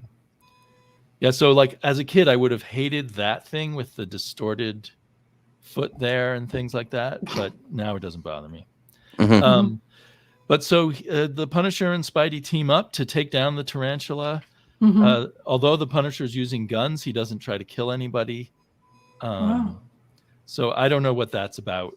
I'm kind of interested in like the evolution of the Punisher, because he's become such a controversial figure. Because some people, view him as someone to emulate now. Yeah. The other thing is, the fun thing is, this is the beginning of Harry Osborn turning evil. Oh yeah. So that was fun. So it's a fun comic, but the Jerry Conway writing is just a little clunkier than I thought. And the whole technique, I mean, which comes from Stan Lee, but I feel like Jerry Conway maybe does it to such a heavy duty extent that it's crazy, is everyone thinking Spider-Man's guilty of things. So Spider-Man's always gets the raw end of the stick. But I mean, that's built into the character. Anyway, so I had fun reading it, but it was just a little hard to read. But Have you seen? Sorry? Oh, sorry. Have you seen the new logo of the Punisher they're intending to use? No, I haven't seen that. No, me neither. They don't want it to be associated with the right wing people. You should have a look, because I don't have an opinion. I don't know what to think of it, because that looks. I don't know how ugly it is for me to actually look at it, but I just don't understand the meaning of that look, because you have an iconic character at the end of the day, has great history. He always have that plastered skull on his t-shirt or whatever he was wearing. And then now I know the times are changing, and you do have to change maybe some things with the times, but I don't know. It just feels like a little bit odd, because it just looks so distorted to me. Like, I don't know. I just don't know what it is, actually, to be honest. I didn't look. I just looked at the picture and I was like, what is this? And I just turned away from it. But I was wondering if you guys have actually seen it. No, so you were saying, Jamie, has the old symbol been reappropriated by somebody? I wasn't aware of that. Yeah, apparently by sort of more possibly right-wing law enforcement people go around wearing it. Oh, really? Oh, yeah. Sort of implying, the use of vigilante violence as a police officer. So Bullseye Bob has joined us. Hello. And a bunch of people like Jerry Conway. So I feel, and maybe I read a different Jerry Conway comic and feel differently. Jerry Conway came back a couple years ago and did a Spider-Man one-shot that I thought was actually quite excellent. Roy Thomas was editor at Marvel at the time when this comic came out. Yeah, and I think it was a period where the kids were suddenly taking over. Stan Lee had moved on, and everybody in the Marvel offices was under 30. So an interesting time in Marvel history. So Ragamuffin says all the writers weren't, the artists were older. Yeah. So we were saying that about Samurai Punisher. So this is the logo. I don't know if you can see. Let me make you bigger. Yeah. So this is the logo now. Interesting. And then now I see those. I didn't see those katanas on the side of his wearing. Right. Yeah. So now it makes a bit more sense, because I was like horns, like what is this? Of your typical. It looks kind of satanic or something. Yeah. And that looks like really a Wolverine. Yeah. Yeah, it's kind of. Yeah. I didn't see that one. So I'm sure it won't stick. I mean, the original design is kind of nice in its simplicity. Pretty iconic, yeah. Nice one. I just wanted to ask you guys if you have seen it, because I've seen somewhere, like I said, I just seen a little bit, and now it makes sense that Samurai Punisher looks, because of the kind, but still the logo just looks like, How intimidating can you be when you're wearing white? Yeah, I mean, if you really think of the Punisher's outfit at this time, it is kind of fun. I'm assuming they've got rid of the white go-go boots a long time ago. There he is. Of course, all these people running around in skin-tight outfits would just look like a bunch of ballet dancers or something. Yeah. Yeah, Jerry Conway spent a lot of time in Hollywood. I think he was I might be wrong, but I thought he was a big part of Murder, She Wrote. Yeah, I don't trust anyone over 30. Or under 30. I don't even trust myself. I don't know. We're getting feedback of Mike. I don't know if it's Terrence or is it? It's just. It might be me. Yeah. Yeah, it's just. I'm not saying. I mean, I know you don't like your headphones and stuff like that, but it's just like that. Like almost feel like you're playing the music, your beloved music. You know, like that. Zin, zin. I think I thought I was showing this picture washer and everything. But there's the white go-go boots and the skin-tight outfit. Yeah. So I wonder if Jerry Conway was trying to tone down the Punisher after creating him, or what the story was here. So I'm gonna go back. I'm just kind of interested in the history of the Punisher. So who created the Punisher? Jerry Conway and Jerry Conway, yeah, and maybe John Romita, or maybe Ross Andrew. I think John Romita was still pretty involved with all the character designs and things at this point, even though he wasn't the main artist. Yeah. Let's see. Oh, so one of Bob's favorite Doctor Doom stories, which I need to go back and reread, I haven't read that in a long time, is by Jerry Conway. Yeah, so I don't know. I'm probably too hard on Jerry Conway. I was not a fan of the Jerry Conway Daredevil era, in my memory anyway, either. And then I also just randomly at my comic shop picked up this thing called Anthro. And I thought, ooh, cool, another caveman comic. Yeah. And but has anyone heard of Anthro before? I've never heard of it. Heard of it, never read it. Heard of it, seen it, the cover. It's signed by an artist, Howie Post, an artist I never heard of. You know, and it seems unusual for me not to have heard of an artist, but so it's this odd semi-comedy about cavemen. And it seems like half the people still are somewhat Neanderthal looking and half the people are really attractive.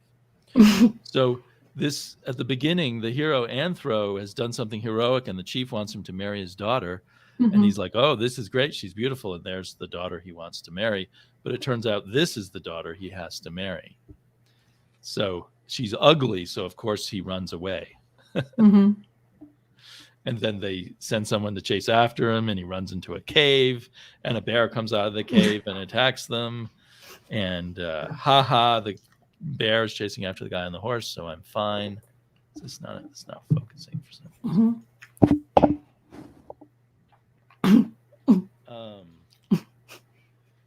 And then, oh no, the bear comes together. And it's just like almost slapstick and sexism together. Yep, Bob, long-haired guys in loincloths. I have to buy them, even if it turns out to be bad. Captain Caveman. Now, was that was one of those Hanna-Barbera shows, I think? I don't think. Yeah, that's right. Yeah. Anthropomorphized. Yes, that's brilliant. Unga bunga. So, I don't know. Judging from this one issue, Anthro wasn't that great. I kind of like the art's kind of nice, but I think there's some idea that this is on the cusp of human evolution.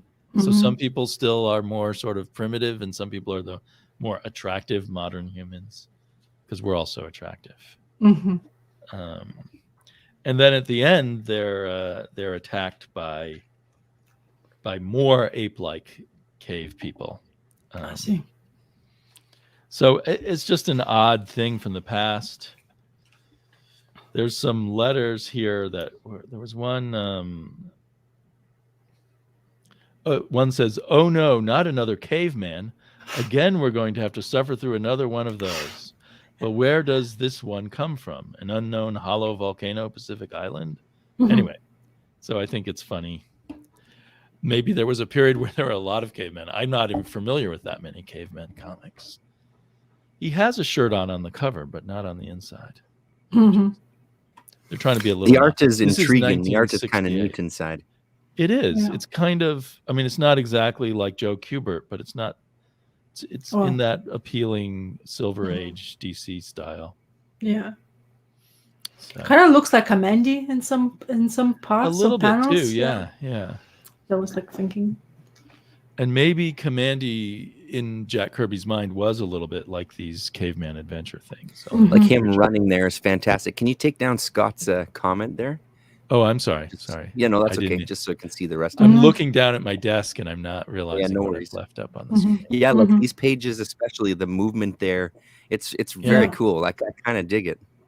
Right. This artist is very good. I wonder what else he did. Post. Where did Howie Post? Somewhere on the inside, his signature's there too, so I know the same person who did the cover. And I like this logo. It's just too bad. It's just, I don't know. It's almost like that Playboy era of jokes or something. Right. You know, Right. You know, there's ugly women who you run away from and attractive women who your eyes bug out. Right. And you go, oh yeah, that's what I want. Kurtzman Mad Magazine-ish. Yeah. Yeah. But toned down for kids a bit. Okay, Rasa, anything more on your pile? Well, I'm getting ready to say goodbye to this. This is the issue before the last, so we're gonna have. We were thinking about like how many issues, because they weren't really telling us. It's 49, and so apparently it's gonna be 50. I think it's 50. The next issue 50 would be the last one.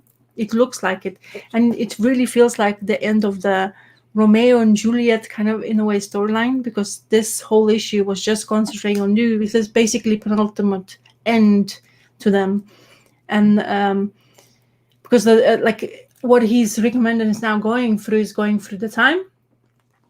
So now we were jumping quite like at the beginning of the storyline is beginning like 20-30 issues. We had 1985, 87, quite a slow movement timeline, but now afterwards it's been jumping. So he's basically now, especially this issue is 2001, and then you can see who's on the picture there. The prominent year of things what happens afterwards. So and then it seems to be it's the way I guess it's how it started with two guys like Marcus, and he's basically the first love of him, who is basically became from being 15 going onwards to 20s, and she was very prominent character, but we have her as life continue. She's the last issue we were looking at. She was basically in a tree shooting heroin, or actually smoking heroin. So in here we're having him to help her to go through like a period of when she like stopped having any, and she was puking her guts out, and he's just talking how the woman or the girl I fall in love with. And there's the, of course, underlying theme to why he's there with her. And of course, the whole underlying relationship where she tried to kill him and almost succeeding. Then he was after her and almost succeeding to killing her, because of the like whole history of this book of them having to be involved in that murder class, like that school of murderers, basically, or school of assassins in a way, you know. So it's interesting how weathered the characters are and how grown up, and they, you know, like no more those teenage drugs panels where you see they exploring that part of their lives and stuff like that. It's just like you have experience after life, and you basically them going through the end chapters of it, because it seems to be that she thinks that Marcus has came for a reason there, you know, like even though he's helping her to go to recover through her addictions and stuff like that, but then there is something behind it. And this, of course, Wes Craig's art is just beauty, just simple, those simple panels, just like that. It just invokes the actual thing what happened. So basically, you have the diner coming in, and there's the first panel of the beginning of the conversation, and it gives you that airiness of the time where you're just having this uncomfortable conversation, remembering to who they were passed behind, who they lost them. There lots of people or friends of theirs died. And it's just, you know, like it's really beautiful to just go through. And it's, of course, it's bittersweet, because you know there's something complex going to happen.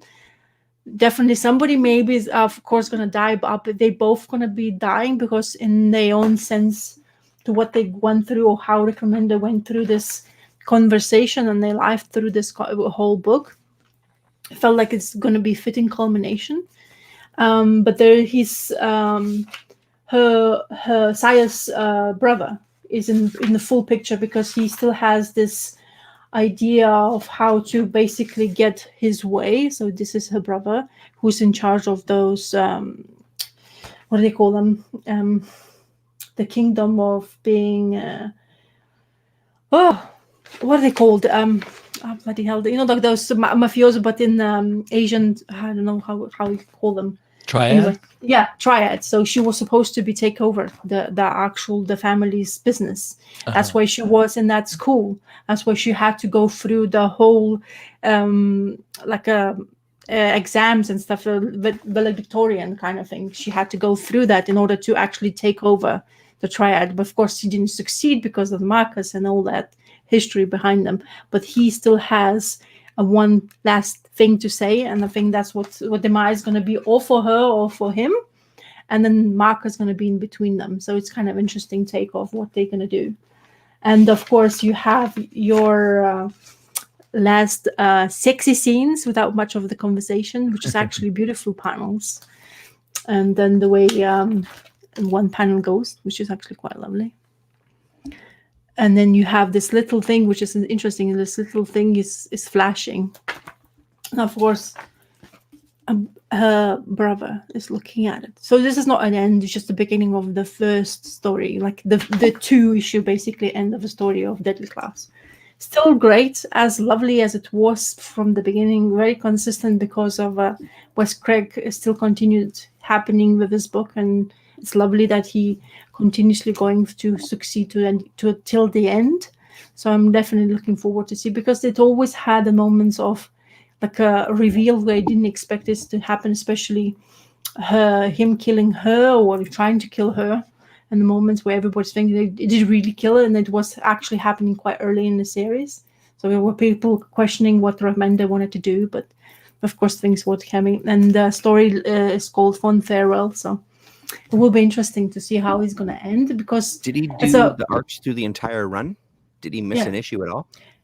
No, he had an issue, a couple of them. There was this guy came through to tell the stories, just to help like a storyline of the different perspective. I think child perspectives.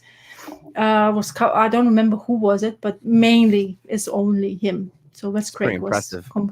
Yeah. So it's a commitment to go for 50 issues in generally in these days, and just having this there's another kind of long going story where I never left. And I was just continuously wanted to see what, and you know, like you have your ups and downs because it's 50 issues. You have a lot of like things you liked, but I think a lot of things what really made me appreciate is, of course, the artist and the way he's beautiful imagination when it comes to creating the panels and stuff like that. It's just in generally just simplistic ways. I mean, this kind of thing, I know, Damien, you said to like one time, I think you mentioned you don't like this kind of stuff, but that really helped because it kind of promotes his art, especially if the artist needs to invoke kind of like really heartfelt moments. That looks more minimal. Like I remember Brubaker doing it with a huge amount of text down the side. Yeah. And it's almost like an essay. I forgot about the drawings entirely as I was reading them. Yeah, and then it's just like I just like the colors in this comic book. It just invoked so many, especially the time and era they were using, especially 1985. Really felt like they were using such a pronounced coloring, which it was fitting because of what people were wearing that time. So yeah, it's I don't know how it go. It's going to read all those 50 like in trades and in the hardcovers. There, of course, there's hardcovers of these. But I don't know, it's just like really good because there's so much happened before, you know, like all this, like maybe there's plenty of actions, but there's lots of, it was really delving into the person's psyche and how you had to deal with all the stuff, what you have to think because of the background of Marcus, who has lost his parents, and then people were chasing him because he wasn't, you know, like he was just by himself trying to survive. And of course, he got into the school of assassins where basically they tried to kill him in the first year because, you know, like he wasn't the person, what they were thinking, you know, like he was just there to be killed as a rat. They would call them rats. The first year students, they call them rats. And the first thing the second year students had to do is basically kill them as a part of the exam, let's say. So that was interesting, like he created the TV series, of course.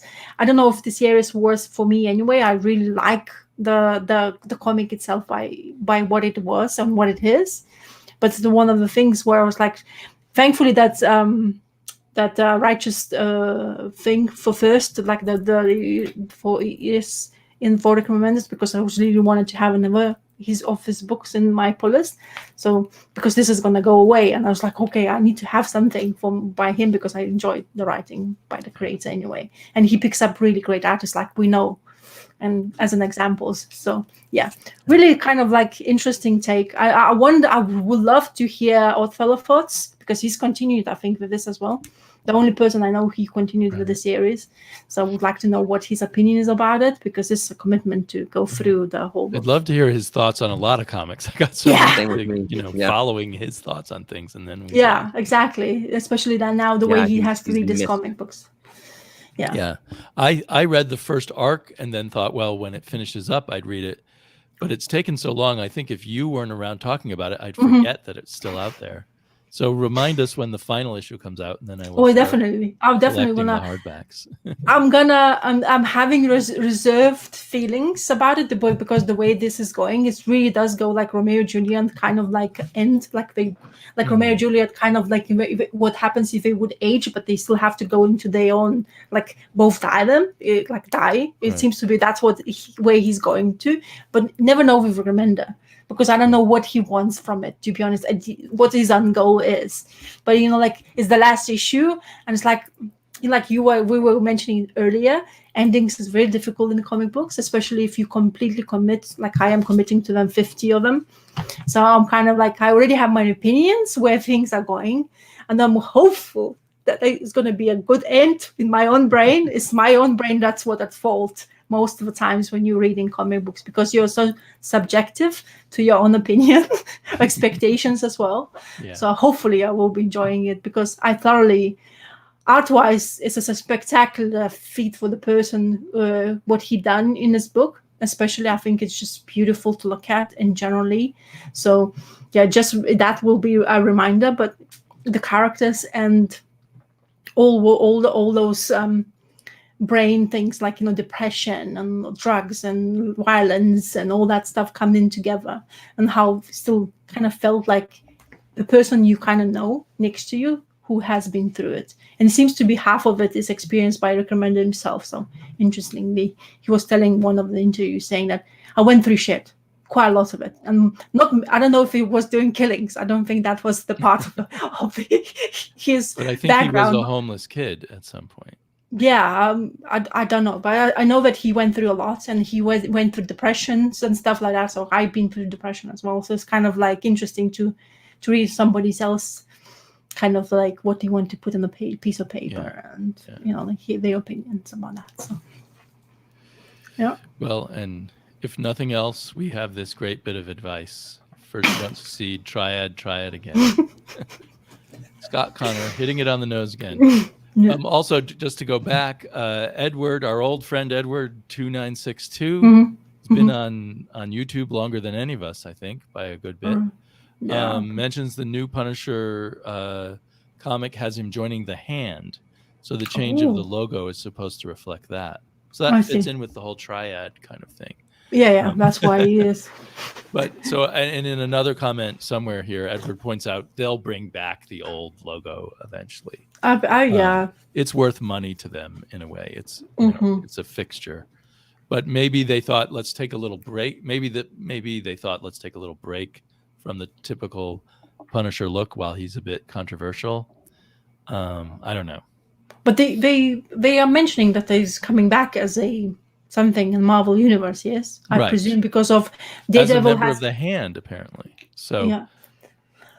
I haven't been following what the Hand is lately, but it used to be an evil bunch of ninjas created by Frank Miller. Yeah. Because Daredevil was having them and then of course the Foot in Teenage Mutant Ninja Turtles. Yeah, because that's why I first that's why I thought first I was like, wait, it's Marvel. What are you talking about? The Foot, the Hand. Right. Somebody is gonna come up and say a bum or maybe a face. Never know. Right. There's And that brings plenty of us body back to parts. Honky the Bum. That's a whole new way to look at it. Yes. Tony Jaa would be considered the elbow, maybe. I don't know if you guys know Tony Jaa's movies. No, is that a martial arts guy? Yeah, Ong Bak is a classic one. And I've heard of that movie. It's a lot of like fighting where you jump and you put your elbow on the top of people's heads. It's phenomenal fight scenes. They're absolutely incredible. Anyway. Anything else on your pile, Terrence? So I grabbed a couple of Cull magazines. I found a couple of them. Oh, nice. I love those covers. It's a great cover, and this is issue 2. So there was only 3 of these, even though in the 3rd issue you can still get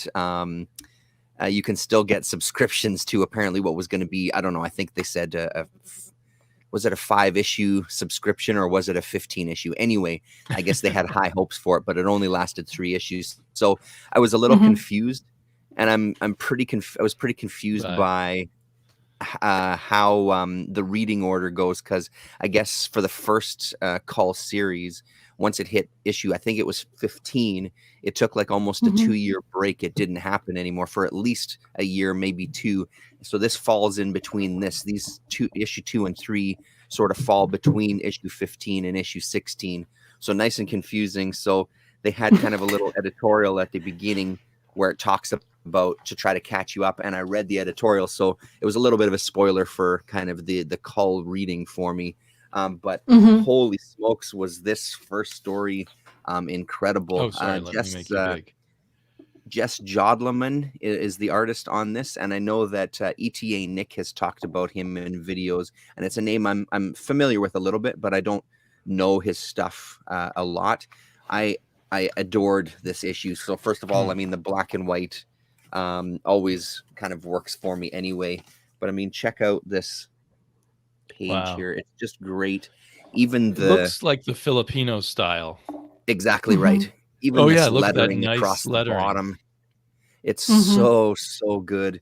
And the characters, like, really just beautiful stuff. And the story is really great too. Actually, it's a really, really great story. So he kind of comes back to I guess Thulsa Doom has made his appearance again in the Cull series and kind of taken on the disguise of a human and kind of has people in his power to so he can become the ruler and has kind of dethroned Cull.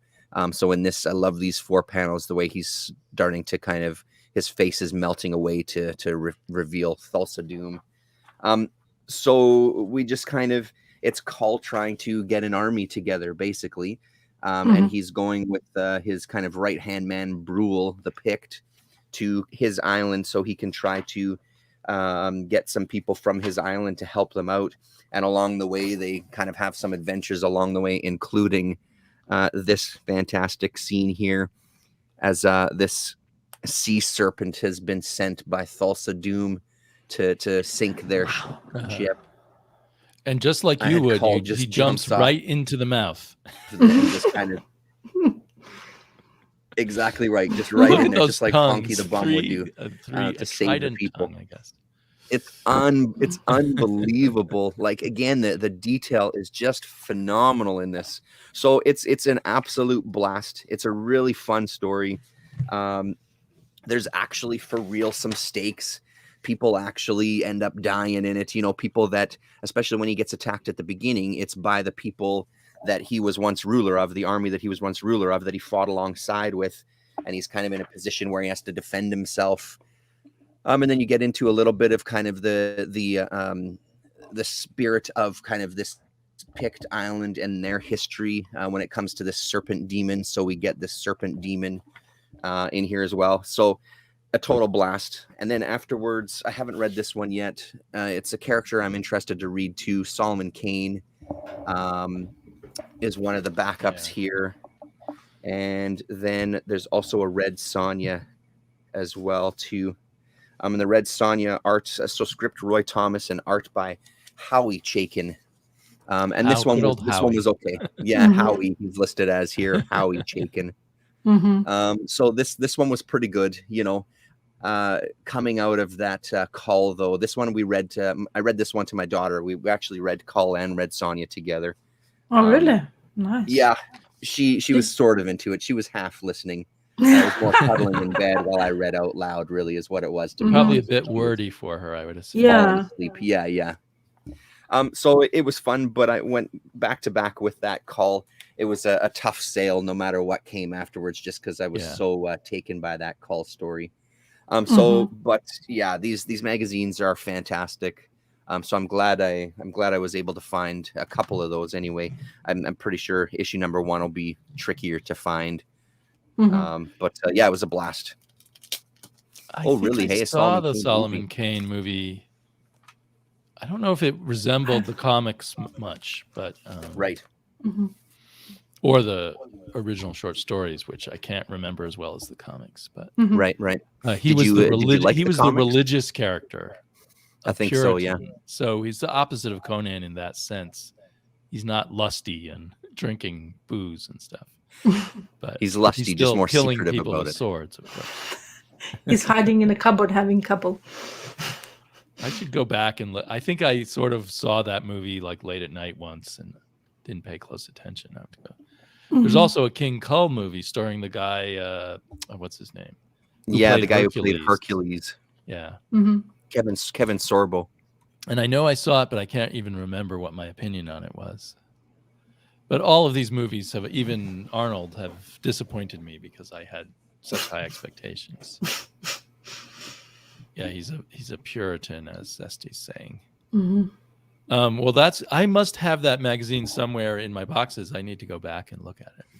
It's worth checking out. That art is unbelievable, and it's through that entire first story. Every single page, every single panel is just gorgeous. Yeah, really nice. Kevin Sorbo, that's his name. Scott says it's not good. Kevin Sorbo is not my first choice to play Cull anyway. I guess Purefoy is an actor who played Solomon Kane, so I have to look at that again. He's an interesting character. He's also set in a real historical time, and I think when the Catholics and the Protestants were having wars against each other and stuff. I haven't read them yet, but I found 2 issues of the Solomon Kane miniseries, just issue 5 and 6. But I haven't tapped into them yet. I've never seen that one. There was an earlier Solomon Kane. It was in one of those Marvel things, where it's like Marvel Premiere presents Solomon Kane. Okay. Yeah. And that was also drawn by Howie Chaykin. Oh, nice. So he did a lot of sword and sorcery in his early days. Because at DC, I think he did the Sword and Sorcery, the comic that was actually called Sword and Sorcery. I have a feeling he probably doesn't like Sword and Sorcery, just knowing how grumpy he is. But, yeah, so I'll have to look for those Solomon Kane issues. Those look like 80s, maybe. Pretty sure. Yeah, 75 and price tag on it. Yeah, so probably it was early a 6-issue 80s. limited series. Yeah, the Sword of Solomon. One of them has early Mignola in it, according to Zesty. Oh, really? Nice. Hey? Wow, definitely have to go look for that. Maybe that's why it's hard to find them then. Yeah, it's always that. Especially if it's a popular artist who's just started it, you go like. So I thought I'd show you guys some books that I've started and liked, but for whatever reason set aside. So part of my New Year's resolution is to get back to them. Has anyone heard of a European artist named Bruno? Nope.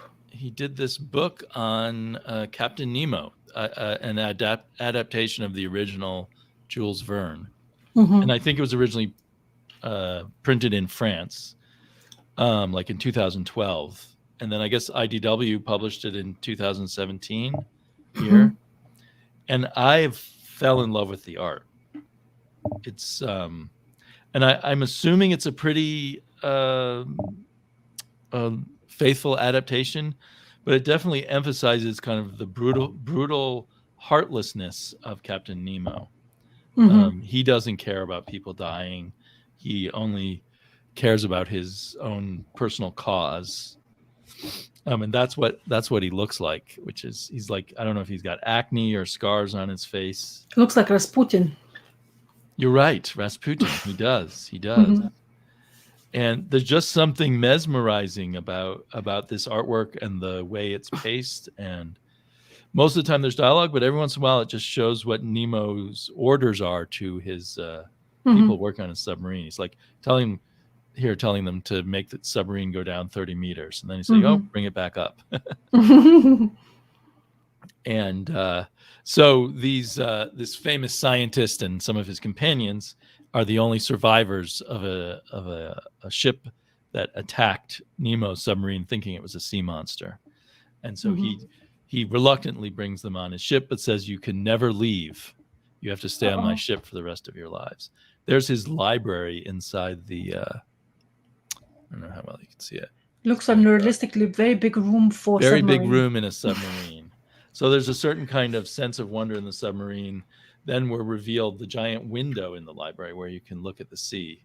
Wow, that looks and it kind amazing. of, it does a good job of capturing the feeling of like you're in a world where submarines don't exist and where electricity is still just kind of theoretical, what you can do with it.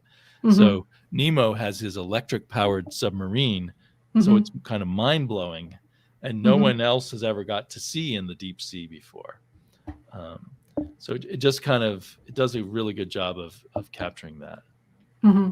And I think it might have taken me a few moments to kind of get used to the stylized art, but I really like the style now. So here's some underwater scenes. Let me see. He would be perfect Hellboy artist.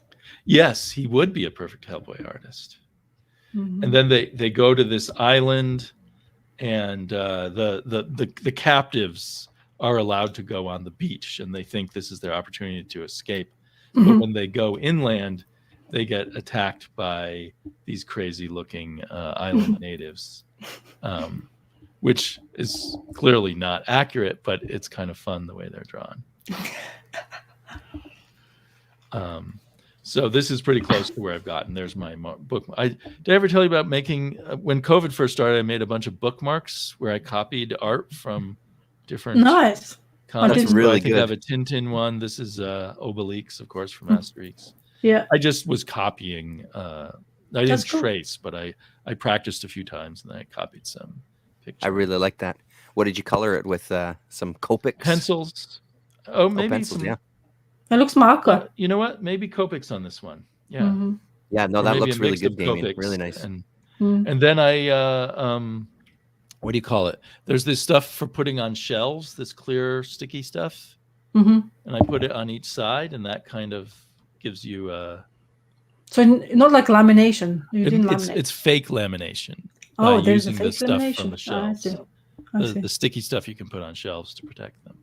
Oh, I see. Yeah. So I got up to about page 65. And then in my usual way, wandered off and looked at some other pretty comic.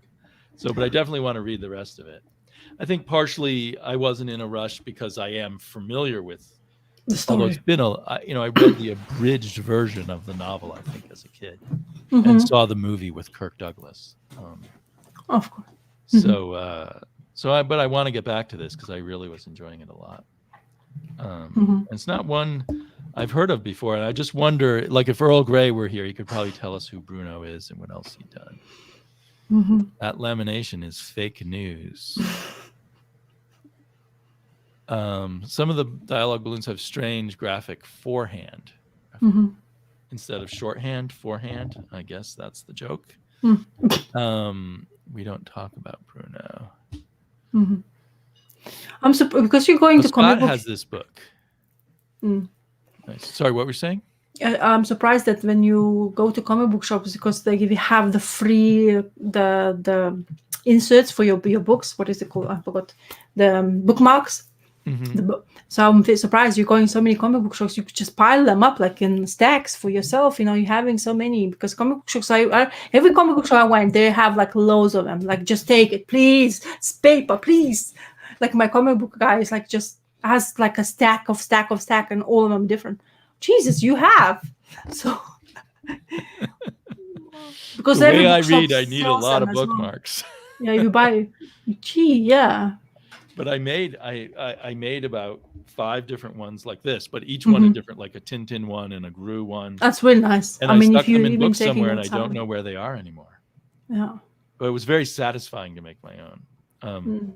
And when COVID first started, there wasn't much going on at school. So every day, me and my daughter would do art class, and in art class, she would draw what she wanted, and I would draw my things to make into bookmarks. That's a good way to preoccupy a child, at least for some time. And by having me there drawing, that kept her focus, I think. Yeah, especially if you get involved. Yeah, it just makes them like, it's not only me have to do the task, you have to get involved yourself as well. So yeah, and since school got better at the virtual thing, and then went back to things, I've done less art. So I need my daughter at home making me do art. Do you guys have other stuff, or shall I show another book first that I started? I got other stuff, but show another one. Let's see what else you got. That one looked more. great, by the way. That looked fantastic. This one looks great too. It's called Universe by Albert Monteys, who I hadn't heard of before, but it's part of the what do you call it? The panel syndicate, the ones that Brian K. Vaughan does. Yeah.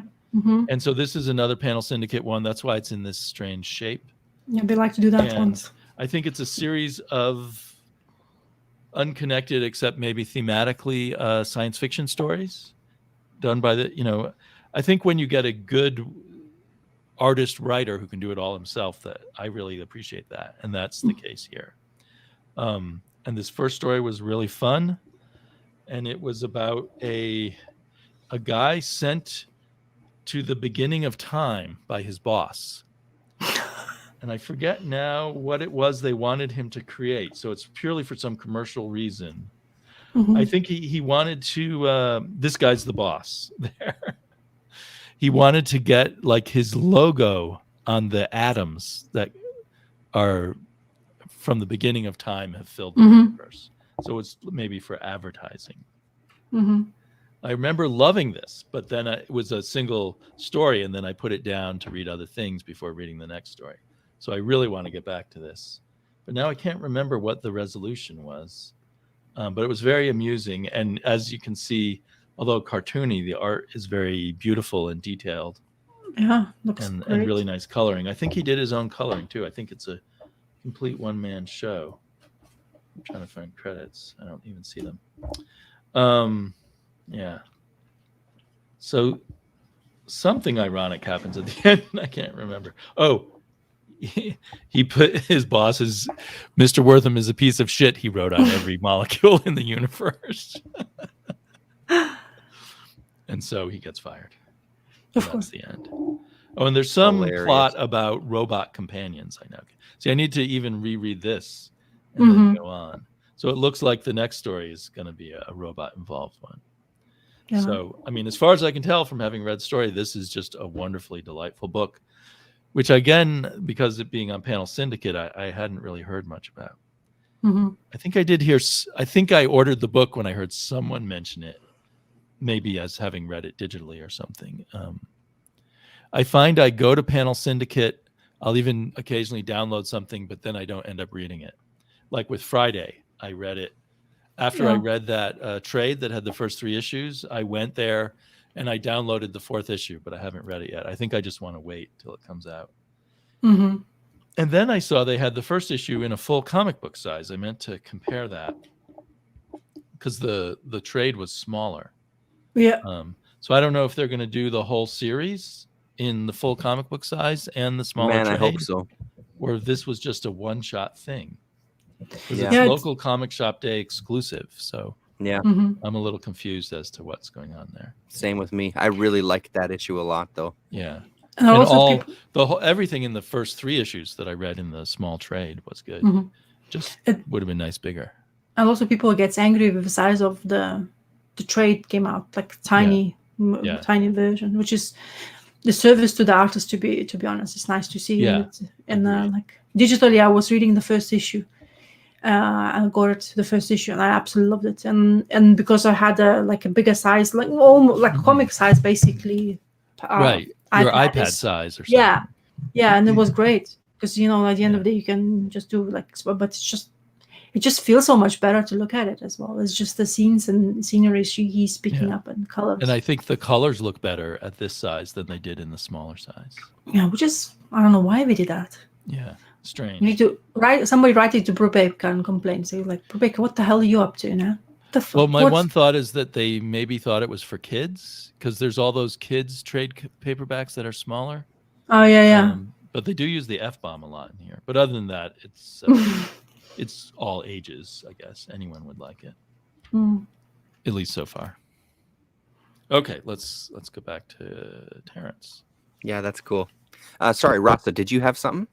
Or was it? I have one issue, so you can go. Yeah. So you can.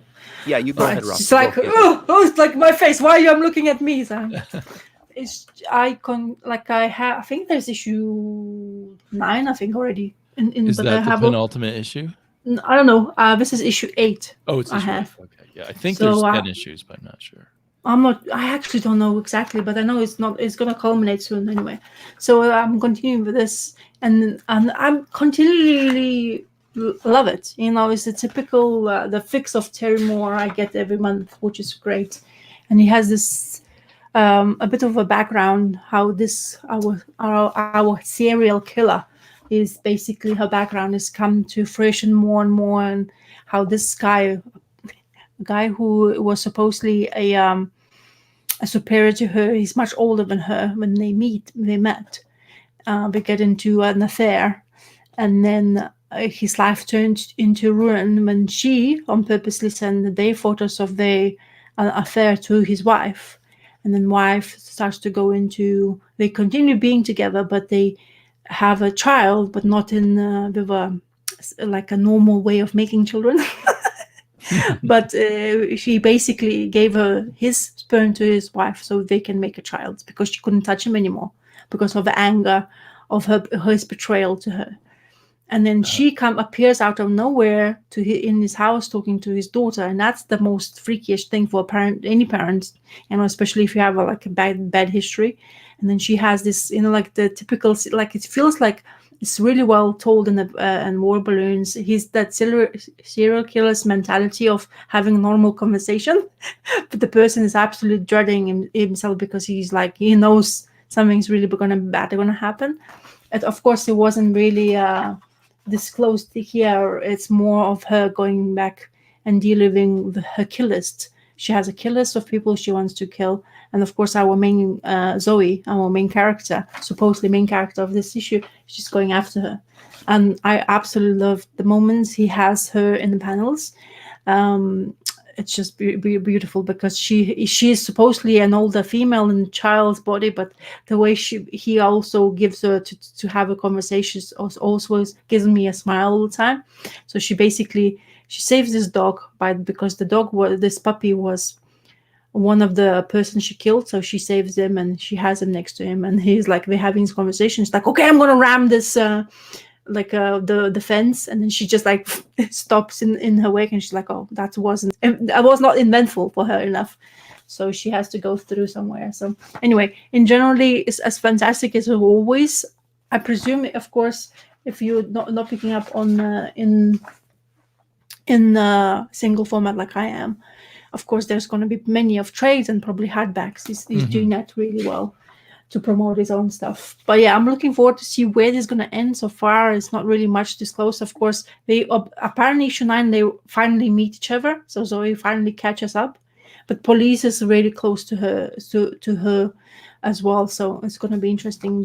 Probably is going to be quite a thing. And another thing is that she is bald now, because before we seen her hair, I guess that was a wig in generally, and she's having this conversation with her mom, because she's basically her whole one point is to kill her as well, because she's feeling that she was victimized by her own mother. So that's why she became who she is. So yeah, very good as always. It's extremely quick read as well. One of the beauties about for some people, I guess, for Terry Moore's you get it, you read it, and it's like, oh, I want more. And that always happens to me. I get into it, and it's like, oh, and I was like, oh, maybe I should, like you, Damon, should wait and trade. But no, I just continuously thoroughly enjoying just the whole format Terry Moore does with his book. So I really like it. Yeah, I just pulled this out because this was also on my pile of I ought to get to these. This is a book I ought to get to soon with my New Year's resolution. Yeah, because I read I think the first 2 issues in singles and decided I would prefer to wait. Yeah, it's a very nice hardback, but he charges a lot of money, $40 for this hardback. Well, somehow one person's work needs to be somehow, like that's the thing with him. Yeah, no, I don't mind supporting him since I know it'll be good. It's difficult way not having a big company who has the background money for you to get your work out. So, and this one is about PTSD soldier. Right. And Gorilla gets involved, but of course I'm not going to disclose it if you haven't read it. I already know at least something about the gorilla. The future, but it has the good mention of that gorilla, and it's like at the beginning you're like, why is this gorilla next to her? But then you find out because some things of soldiers and the background history of the experiences being a soldier, and PTSD as well doesn't help. I love and she's a mechanic. Blacks. Yeah, he really does not need color. No, it's beautiful. Especially my favorite scenes of his is snow, because that's the thing where I've fallen off so much about Rachel Rising. He always he had it in a lot of snow scenes, and I'm not a fan of snow, to be honest, because I'm born in January, so it's definitely not something I really enjoy, because I always hated it that I never can have like outdoor birthdays like you were mentioning earlier. I always have to be indoor because my country is almost similar, like not as cold as in Canada, for example, but like -10, -15. I remember my 18th birthday really well because it was -20, and I went with a miniskirt outside. It's like, what the fuck am I doing to myself? But I was 18, like celebrating my birthday. So I was dumb as 18s can be, And I actually the day after my birthday, I got almost to pneumonia. Almost. I had such a high temperature. My mom was like, "Jeez." And the cure was, so I was drinking a lot of vodka on my 18th birthday. My mom's cure next day was give me a shot of vodka as well to get the temperature down. It's like, that doesn't say much. And I remember my sister's like disapproval because I'm the younger in the family, so of course my sister thinks I was getting away with things, and then they're like, I've never imagined that you were going to give a child a shot of vodka, which I wasn't a child anymore, 18 anyway. But she's like, drink this. I was like, Mom, but I'm hangover, I'm feeling sick. She's like, have it, you have to have this shit. It was a beautiful moment. Anyway, I digress. I'm sorry. I just went from snow to 18th birthday somehow. Oh my God. We're learning about the young Rasa. Yeah. Yeah, and my drinking troubles. And now I can't even stomach much of the vodka. Anyway, it has to be mixed. I can't smell it by itself anymore. I was just like, ugh! Like the same with tequila. Yeah. The way you feel about tequila is the way that I feel about vodka. I've never, I never really liked it that much. Yeah, it's just if you mix it, like the cocktails, they use vodka quite a lot anyway. That's fine because it's completely like it's not there. It's just in the background kind of thing. Of course, it has the same kick, but it just doesn't have that smell. And that smell is just like, oh, it just makes me like every single time. My mom brings a golden filtered vodka from Lithuania, my husband's favorite, and he drinks it like liqueur, and I was like, ooh, I was like every single time I look at him, like, oh, you should try it, it's so smooth. I was like, I was like, I'm gonna puke in front of you soon if you're gonna continue doing that. So yeah, it's crazy. Yeah, that's my. I think we could have a lot of interesting volumes, right? You definitely would be able to, yeah. For me and my stupidity in some ways, especially like 4 o'clock in the morning in London city centre. That's the beauty story. I'm not gonna probably digress in talking too about. Is that safe at 4 in the morning? No, I shouldn't have not been there at 4 o'clock in the morning. I wouldn't recommend you, especially now. I think it's got to a bit even worse, to be honest. London Central, like pinpoint sense of London, like even Centre Point at 4 o'clock in the morning. You never know what's gonna come out from those alleyways. Well, to be continued, I guess. Maybe when I'm gonna be brave enough, I'll tell you that story. But yes, shouldn't have been there at all. Okay, well, speaking of overindulging, Terrence, do you have something more on your stack there? I don't know if you picked this up, Damien, the Swamp Thing Black Label that came Ooh. out. I did. Wow, I didn't even know it's coming out. Is it like a Jeff wow? That's Lemire. big. Jeff Lemire, what's his name? Mankey. I don't Doug remember Mankey. the first Doug name. Mankey. Doug Mankey. Doug, yeah. He's And a then longtime David Barron DC on artist color. who maybe is underrated. Mm-hmm. Well, look He's at certainly showing what he can do here. I was definitely intrigued by the cover, and then it's a I have a Swamp different Thing. So cover. because I'm right into the Swamp Thing these days, the cover is this is a guy named Christian Ward, and I guess Francesco Francavilla did a cover as well too. And Well, look, I but must I don't have know the the Doug name. Mankey cover. Yeah, I don't know the name Christian Ward, so Christian just Ward looked cool. is the guy who did ODYC with Fraction. Oh, right. Okay. And last time I saw him, he was doing a book, one of the Burger books. Okay. But I don't know if they even finished that. IDW stuff, yeah. Burger books, I think, were at Dark Horse, but I don't know if they're still doing them. Possibly, yeah. Anyway, that's the last time I saw him. He's a cool artist. I know, Dark Horse maybe. So this one takes place in Your Friend and Mine. Let's bring him to the stage. Post-apocalypse, which is always a bit of a thing, right? So right. This one's a watery post-apocalypse. Yeah, very watery one. So I was intrigued. I don't know what I think about the end. I won't spoil the end even close. The thing that I was intrigued about early on is the individual that was, or the group rather, that was getting set up as our quote unquote bad guys. It looked like the Swamp Thing, the new avatar of the Green rather, was going to manifest itself through that kind of group of bad guys, which I thought was, you got me, you know what I mean? Like that's pretty cool. Let's see how that goes. I think that's a pretty interesting premise. It develops and changes from there, but again, I won't talk more than the first half of the book. Overall, I dug it. I'll give it another shot. I gotta say, I wasn't kind of blown away by the end. It was good. It was enjoyable. The revelation of who the character at the end was. Yeah, just the revelations and the way that it turned. Because, like I said, the idea of this becoming the avatar of the Green in this world is phenomenal. I think that would be very, very interesting to explore that idea, especially in this watery post-apocalyptic, because the avatar, the green and the red and all of those kind of subworlds are having conversations with each other early on and basically deciding, they're having this conversation, this dead seagull here, and basically deciding that, you know what, mankind's time is done. They've fucked this up long enough. It's time for us to kind of let's just sort things out here. Let's get things taken care of. So I really like that idea, and who knows, maybe he'll develop that more. But I have a feeling it's going to be this kind of quote unquote good versus evil, which isn't the most interesting angle. I think that there's a lot of different angles you can explore with Swamp Thing. So we'll see. Maybe I'm totally wrong. I'm going to go for it anyway. I'm committed enough that I'll give it a shot when the next one comes out. Yeah, me too. What did you think? Have you read it? Yeah, I've read it. And I think I was so entranced by the art that I became less critical. As you talk, I see your point.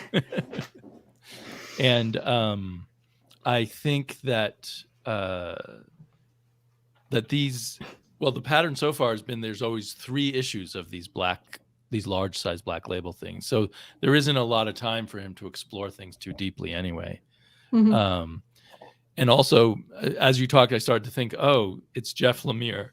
Half the time I love Jeff Lemire, and at the other half the time his endings fall really flat. So we'll see. I think at the end they bring in some familiar DC characters, and I'm just not sure whether I'm going to like that or not. Although I kind of enjoyed they kept talking about the old man in the lighthouse, and it wasn't at all who I expected to be the old man in the lighthouse. No, same with me. It was a nice surprise for sure. Yeah. Yeah, so I mean, overall good, but by the end of it, I was just kind of like, is this what this is going to be? You know what I mean? So yeah, whatever. We'll see how it goes. But so you're all right. 3 issues isn't a lot. It seems that DC is really pushing those Black Label magazine type of comic books quite a lot. Eh? So it must be popular then.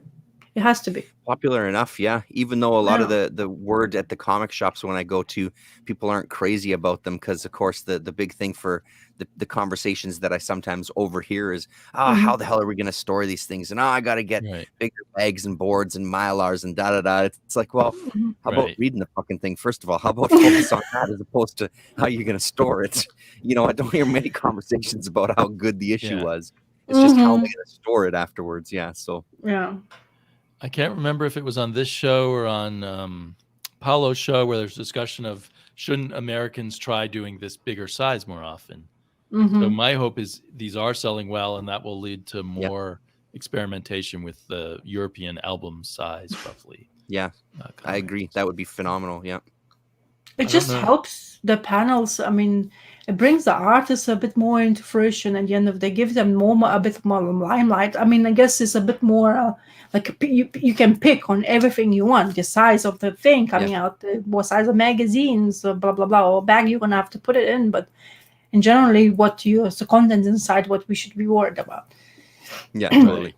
You know, you just Do you need to have put... any idea of how this Black Label stuff is selling for them, Damien? Have you heard anything? I mean, obviously good enough to keep doing them, but I don't look into that kind of stuff anymore. Okay. And I don't know if it's as easy to track since there's so many different comic distributors now. Like DC comes from Luna. It used to be everything came from Diamond, and people would look at the Diamond charts and kind of figure out roughly what sells what doesn't. What's selling what. But even those figures were never totally accurate, but it gave you a sense. So I just don't know. And I think a big factor is how things sell after there's how they sell in individual issues and then how they sell in trades. I think DC, at least, I don't know about Marvel, does look at what the trade sales were and then go back and come back to things that sell well in trade. So like the reason DC hired Tom King to do Batman is they looked at trade sales of Tom King's lesser books.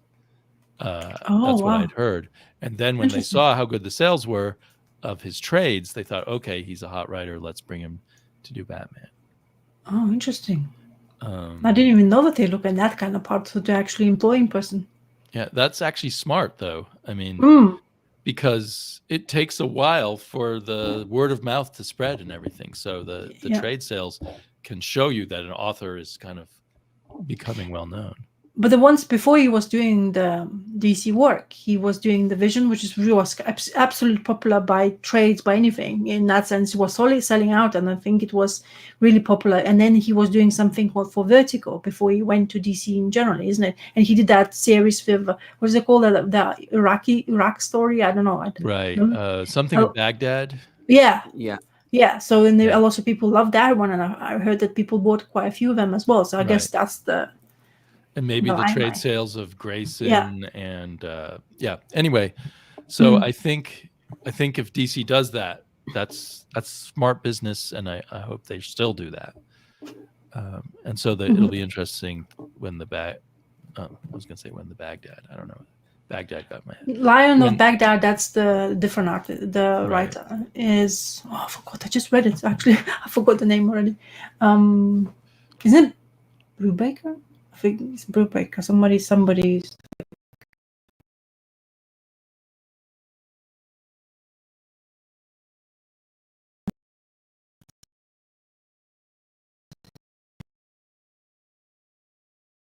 And then suddenly goes and gets stuck somewhere, and he doesn't know how to just put it together. So that people actually go like, "Oh my god, this is like crazy. That's crazy good." And it seems maybe his editorial not helping him that much. I don't know if he even has editorial to help him in the first place. Right. It would be nice if the editor discussed what the ending means. Because before Mr. Miracle ending was so frustrating. Yeah, that's how I'm talking about the same thing. We both on the same page in that sense, because we were like, because he was going in a direction where like, what the hell's happening here? I don't know these days how editorial work, but before it used to be quite intense with the editorial having to take every single step before you're basically publishing things. But companies changing the owners and stuff like that makes the changes in editorial, how they work for it. And also in interviews you hear that editorial doesn't really take much of the like push their ideas anymore. Now Right. you kind of helping the artists just to do whatever they want to do in work-wise. But in some ways, I think some writers really do need somebody to just like, wait a second, what you're actually trying to tell to people. Do you know what I mean? Like, it just really do help them, because it's a different perspective, completely person who doesn't have any one moment, who just sees the actual product right at the end of it. So I did read the entirety of King's Strange Adventures, and it ended, well, let's just say that Adam Strange is one of the most awful people in all of human history, I think. Oh yeah, because you were saying to me when you, I think in your really, videos, Yeah. you were saying that he was taking the dark turn on the Adam Strange, and he was kind of like killing through left, if right, I and interpreted it properly, maybe I missed something, with his vagueness at the ending. But if I understood it correctly, yeah. But it, I don't know. He just kind of doesn't earn certain things, but he does present interesting situations. I also personally feel, I've argued this with people, I think he doesn't like superheroes, and he purposefully cuts them down, with that Adam Strange thing being the most extreme. But interesting. I wonder why he's keep on writing them then. It's like, I know. Well, if you listen to him in interviews, money. He talks as if he loves superheroes, and he's so excited about what he's doing. But I don't know. It's confusing. Let's see. Terrence just went. Should I guess I only have one more thing to mention. I don't have anything else to show anyway. So one more book that I really feel dumb for having like drifted off of after a while. Oh, interesting. Breccia's Mort, Cinder. I bought this. I mean, I had heard Gore Vidal talk about it some years ago, I think. But it maybe didn't fully register on me, or maybe it wasn't in print at the time. And now Fantagraphics brought a bunch of books drawn by Breccia into print. And then Earl Grey talked about it, and that's when I went out and bought it. And I guess I got, or here, let me turn the overhead on. Have either of you guys read this? Terrence did. I have not read it, no, but it's one that I really want. Yeah, I really want you that were saying that you did want it. That's why I confused you with Earl Grey, because Earl Grey was like... I got about 60 pages in. I was having a great time. It's pretty dense. So the art is beautiful, though. So I meant to keep going. Here I used a more boring... yeah, maybe that's the problem. Maybe you should have enticed yourself with a better bookmark. Yeah. So the first thing, as Terrence just said, the art is incredible. And as I was going along through it, it's like I want each panel blown up to full page size, because they're such good drawings. Or I could, many of these drawings I could see, hanging at a museum or something. He's just a master of sort of a certain inky draftsmanship kind of style. And his faces have so much character and life in them. He looks pissed off there. My goodness. And so the story is, it's kind of, as far as I've figured out so far, it's kind of like the magical shop story, where there's a shop full of magical things, but this guy is a dealer in an antiquarian, a dealer in antiques and stuff. And every once in a while, some magical item ends up in his shop. And so one of them items transports him briefly to ancient Egypt. Jesus. Now, here's an odd thing. They print some of the pages in landscape mode, because that's how they were originally printed in the magazine that in Argentina. But then eventually he meets this guy. So this guy's, now I can't, because it's been a while, I can't remember his name. The antiquarian is the hero and our narrator. But he eventually meets these people, these zombie-like people who are after some item that he has, and that leads him to meet Mort, Cinder, who is apparently a criminal who's been hung. So I still don't fully understand who Mort Cinder is yet, 63 pages in.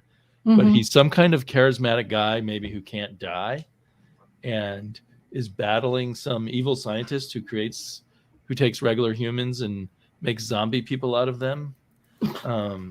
So it's like I think just today for the Love of Comics was talking about how if you just describe the plot, it's very pulpy. It kind of made me think of Doctor Who in a way. Okay. But then when the way the story is spooled out is a very different mode. And plus, just this magnificent artwork. There was also I think it was 90s Friday the 13th TV series that was the same kind of premise. They had this antique shop, and they had to find these different antiques, and there was some time travel in that as well too. So yeah. So a lot of what I read after the time travel was like they dig up Mort Cinder's body, and Mort Cinder recruits our elderly hero to be kind of his sidekick, and they are battling these zombie guys, or I think they call them like people with penny eyes, or eyes like pennies, or coins or something. And if I remember correctly, as far as I got, he's captured by the evil scientist who wants to turn him into one of the penny-eyed guys. So I'll have to see what happens next. Eventually, it goes back to this orientation. And Earl showed he has 2 copies of this, and one is a older German copy where they kind of cut and pasted these pages to make them like normal pages, and you missed out on stuff. And also the reproduction of the blacks wasn't as nice in that version. I think it was a German version. It might have been in English. But anyway, so it's good that Fantagraphics is doing nice versions of this. It's on nice matte paper, and of course the binding is really nice and all of that. So I'm excited to read more, and I think it's a bit slow paced, and you sort of stop a lot and just admire the art. So I put it aside at some point, and then so that's my stack of comics that I should read right away and just get caught up. That looks really great. Looks really great. I also bought this and never read it. The 3rd Reckless book. And Ryan Carey of the 4-Color Apocalypse website said that this book was much better than the other 2. Oh, really? And also because of some strange friend of mine, I ended up buying Bloodstar, and I need to read that next too. Yes, you do. So good, man. This is the paperback. I'm still not buying the 3rd Reckless book. It's just I'm not taking the chance. Yeah. Oh, did you not enjoy the 2nd one so badly that you don't want the 3rd one? I just didn't like the first 2 that much at all. Like nothing really sticks. They're actually in the for sale pile, that I have here. So I'd really have to hear like a really overwhelming kind of holy shit, that was fantastic for me to kind of pick up the 3rd book, I'm afraid. Yeah. I have the 1st one, and I never wanted to go back to pick up the 2nd one. So I read it. It was okay. It wasn't nothing was drawing me going. It's like, okay, I want to know what's going to happen next.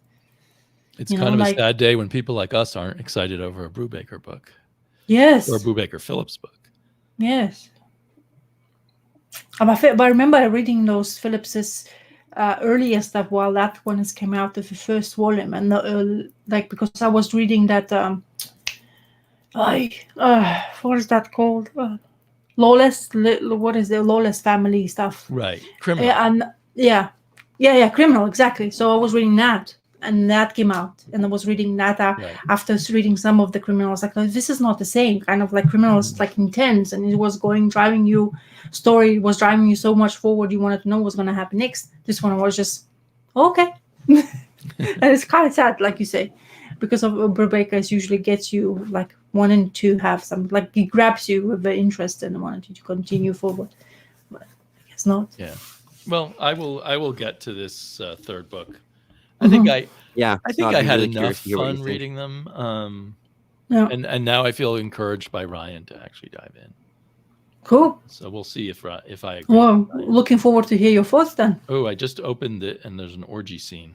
So lovely. Boner. There you go. Oh, wait a sec. Maybe I will boner grab it. Showing, just implied boners. They're all hidden by naked women. Maybe he has a. And somehow I'm really looking forward to hearing what you think of Bloodstar there, Damien? I'm looking forward to the report. Mhm. And I'm looking forward to reading some black and white Corbin because I really like his black and white style. Yeah. You guys have Yeah, frozen. you were a little bit frozen. Did we all Yeah. freeze? No, I don't. To me, Thank you. Rasa didn't freeze, but Terrence did. Yeah. Okay. Yeah. Yeah, you're back now. I can hear you, but your image is frozen or frozen-ish. Yeah, this looks like No, beautiful you're black good. and white. So, well, comic book wise, I think we had a good 2021. I don't know about the rest of it, but I think because of what we were doing, we were talking. I think that's what a great year for comic books. Definitely, I think as I mentioned that before on many chats, it just enhances the comic reading. Sometimes it just you kind of I don't know if it's a sharing thing. When you read comic books, is what makes it exciting as well. Because sometimes, like, it's this example of those 2 moons. Whatever I thought and maybe whatever Terrence thought is different, but then we talk about it and then it's like, oh, okay, it makes more sense now, so you can go and continue. But when you're by yourself, it's just like whatever you got it and then you continue. It's just much better. Yeah, and you can just talk and get your minds out whatever you have read. So I'm not sure what a Drax would be. It feels like this year for reading, like, I don't know if it's because I did the tracking at the beginning of the year, but honestly, when I kind of think about other years, it feels like I read a lot of really great stuff this year, like both new and old. There was some really good old discoveries, but there were some phenomenal books that came out this year, like the one that my favorite is this one with Monsters. Yeah, exactly. Same with me. Number one. That's exactly what I have here. Yeah. For me, it's Rain Like Hammers. That stands out as my favorite. Oh yeah, I know you guys both liked it. Yeah, I absolutely loved it. But the thing is, there were so many of them. There was so much this year, it felt like, as opposed to other years. Because, I mean, that list is almost endless, right? Of, like, from the Carmens and, like you were saying, Damien, Rain Like Hammers. And for me, Layla Starr, Death of Layla Starr, those kind of things, like, for new books. But then even just, like, discovering the European stuff I got my hands on this year and some of the back issues, like, it just felt like it was a really good reading year, which, again, I guess a pandemic is going to drive you more towards interior activities. Right. But the fact that we have this medium of communication, I think, hones all of our skills in finding the books we like. Like, we get advice from each other and we just become, I don't know. I feel like I have more and more sort of radar out there for finding what's really going to click with me. Exactly. Yeah, I agree. And more quickly saying, okay, this is not for me, so I can move on. And what we've got here, it's like a semi-intersecting book club. Yeah. Oh wait, am I missing something funny? No, because Andrew Lopez is just extrapolating on that, and I remember it. Drax says he can be invisible. That was very funny. Yeah. So, somewhere else, there was a character who thought they were invisible if they closed their eyes. Hey, Mr. Gray. Every child. Man, honestly, Guardians of the Galaxy, just reliving that Drax, man, so goddamn funny. I can't remember the actor's name, but really, really funny. Batista. Is it Batista, isn't it? His surname or something? Yeah, I think you're right. Yeah. He was in what was it recently? I've seen him in. Oh, of course, I forget. He was in Dune. Oh yeah, that's the one. I was like, where I was seen him first, like just like a. There you and go. he was also in Blade Runner 2049 as well too at the beginning. Oh yeah, you missed utter brilliance. Yeah, sorry for you, man. Yeah. I don't know. I'm looking forward for more stuff. I'm definitely looking forward to Ice Cream Man coming out this year. Now I can say. Oh, coming out in hardback, yeah. Yeah. So my wait, hopefully it's not going to be postponed or pre-postponed or whatever happens, but just hopefully, because I kind of there's another limelight about discovering the writer. I forgot the name again because why not? Anyway, he's a writer of the Ice Cream Man, Prince. There you go. Maxwell Prince. There you go. So he finding because of I felt really I enjoyed that series, the mini of 6 issues, and I kind of rediscovered the found out more about what's the whole hufufu about the writer. Of course, I'm looking for. I haven't sampled Ice Cream Man. I didn't even went online to discover, see if there's a sales or something. I just I'm somehow in this mode of I'm waiting for the hardback. That's it. That's the only way I'm gonna read it. So hopefully I'll get to that point. Yeah, but people are not excited about Saga. It's coming out apparently at the end of this. Terrence, are you picking up? Are you up to date? Yes. Are you? I'm not, honestly, I'm not up to date. I haven't caught okay. up. Yeah. But I mean, honestly, as much as it kind of gets slammed around and stuff, I am kind of curious to see what happens. It's just I haven't had the motivation to catch up. I keep seeing the collected editions out there. They're all so you over haven't the place, read all obviously. of the first? No, I haven't finished the whole thing. I got to a certain part and I just kind of dropped off, Not that I wasn't enjoying it. I was actually enjoying it quite a bit. It's just one of those things that got cut from the pull list. I kept reading it monthly and I enjoyed it, but I started taking it for granted and being less excited about it. Yeah, and then advertisement. Then it's taken so long to come back. There, Rasta, for the next one. Yeah, this is what's This is advertisement for the saga. That's what I'm mentioning. I just seen January issue 55 on sale Wednesday, January 26, 2022. I don't even remember who the guy on the right there is. I don't know that koala kind of person is in fruition. Yeah, maybe he wasn't in the story. Yeah, I think a lot of people had died by the last issue that they published. Oh, okay. Spoiler alert. So a lot of the characters that I liked were gone, and maybe that's part of why I'm less excited. I remember that. I won't say who's gone since you guys might not have read to the end. The last, I think I remember the last issue I was reading Saga still was when they were in the tree spaceship. They had to escape. And then there's the tree spaceship, and there was the granddad and grandma, or the granddad, I think, demise, something happened. So this is my last Saga reading. It might just be halfway through what they published. I'm not sure. Yeah, that's about where I am as well, Rasa, about the same. Oh, is it? Yeah. And then I was just like, okay, I'm done. And everybody still was hyping this stuff. It was like, yeah, I'm pretty confident it'll be a good read when it comes back, and it'll probably be a regular part of my monthly pull. I'm just not focused on it anymore. Yeah, it's the same. Yeah. And maybe Gore has played with my head. Yeah. If anything, Gore has succeeded alive all this time. This comic, or do I hate it? It was everyone's mentioned it, every single video I remember on YouTube. All of them recommending Saga every single time there was a recommendation video. Sagas always was there. I think the gap they have left when they left, and they said they're going to come back in a couple of years, whatever. It became 3 years, 4 years now. Yeah. Originally they said 1 year. And then there's time passes by. Yeah, and I think that's why it's just died down. But I think people will start hyping again. Hopefully, if it's going to continue being as whatever the people were like. But I just started to not. I really like the Hazel. Is that the baby? Baby who is now maybe. Well, last we saw her maybe like an 11 or 12-year-old, I think. So she was the one who I just liked that narration part of the comic part. But then I was just like, I don't know. It just didn't work for me after a while. The Bracken one wasn't giving me that magic. What the people were saying that it was.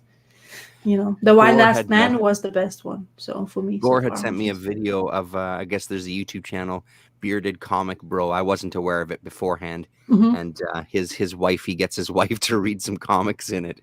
And he gave her, she's not a comic reader, and I think it's the 4th comic that she's ever read or whatever it is. And it was Saga #1. And he filmed her reading it. It's actually very funny because she absolutely hates it. And she talks about it afterwards and she trashes it. She's like, listen, I just don't like comics. I just don't like comics, but what the hell was this? That was awful. It was really, really funny, actually. Well worth watching that video.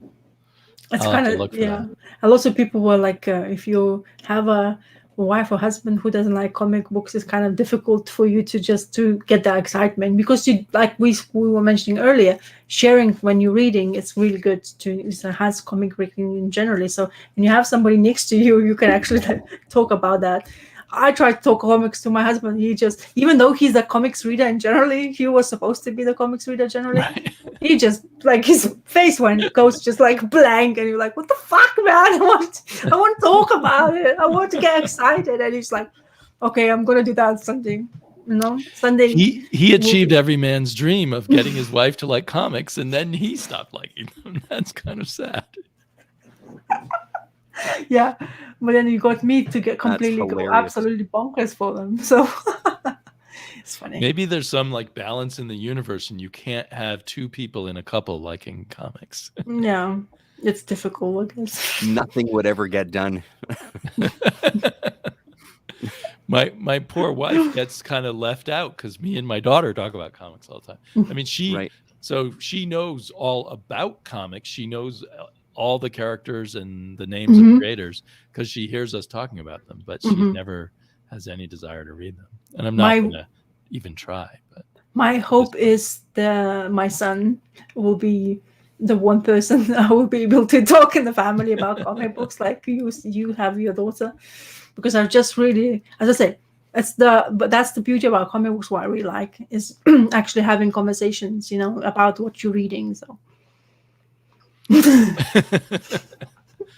architectural form. Stick with that, AFBC. Maybe you can get your mom to read comics. Have you tried that? Oh no, my mom, she doesn't see it. She sees comics as a medium for kids. Idiots. So she was giving me apparently. Like Duck World comic book she was giving me to read, but I was talking about comic book in generally what I was reading, and I was looking to see my mom's expression. My mom tried to be mom, like to be like, I'm interested, I'm kind of interested, but then she like lost that like moms were like, I'm gonna support you, but I think she got lost her patience. Like, okay, then let's just change the subject. My mom changes the subject, then she absolutely doesn't want to be involved in the conversation. So you don't think she might be converted by deadly class or something like that? No, absolutely not. I don't think she is even. I mean, she could try. I think she was even like looking at some of the things I had, and I think she just like, why do you have them, so many of them? That's the only thing she was looking at. So yeah. I remember being in a bookstore, and a woman asked the book clerk, where's the Walking Dead books? Mm-hmm. And I was, of course, in the graphic novel section as they came to the graphic novel section. Mm-hmm. And the woman was looking at them and saying, well, how do you read these? Where are the real books? Mm-hmm. She just could not believe that Walking Dead books were comic books. Mm-hmm. And she didn't even understand how to read from panel to panel. Like, it was so weird to her. Yeah, quite a few people are like that. Well, I think it's quite so simple. Obvious to me. Yeah. Comic readers, it's like just beginning, the end, like the way you read your fucking sentence, it's kind of similar. It's just the panels. That's a good one. We have the Gore Vidal representatives. Saga. Yeah.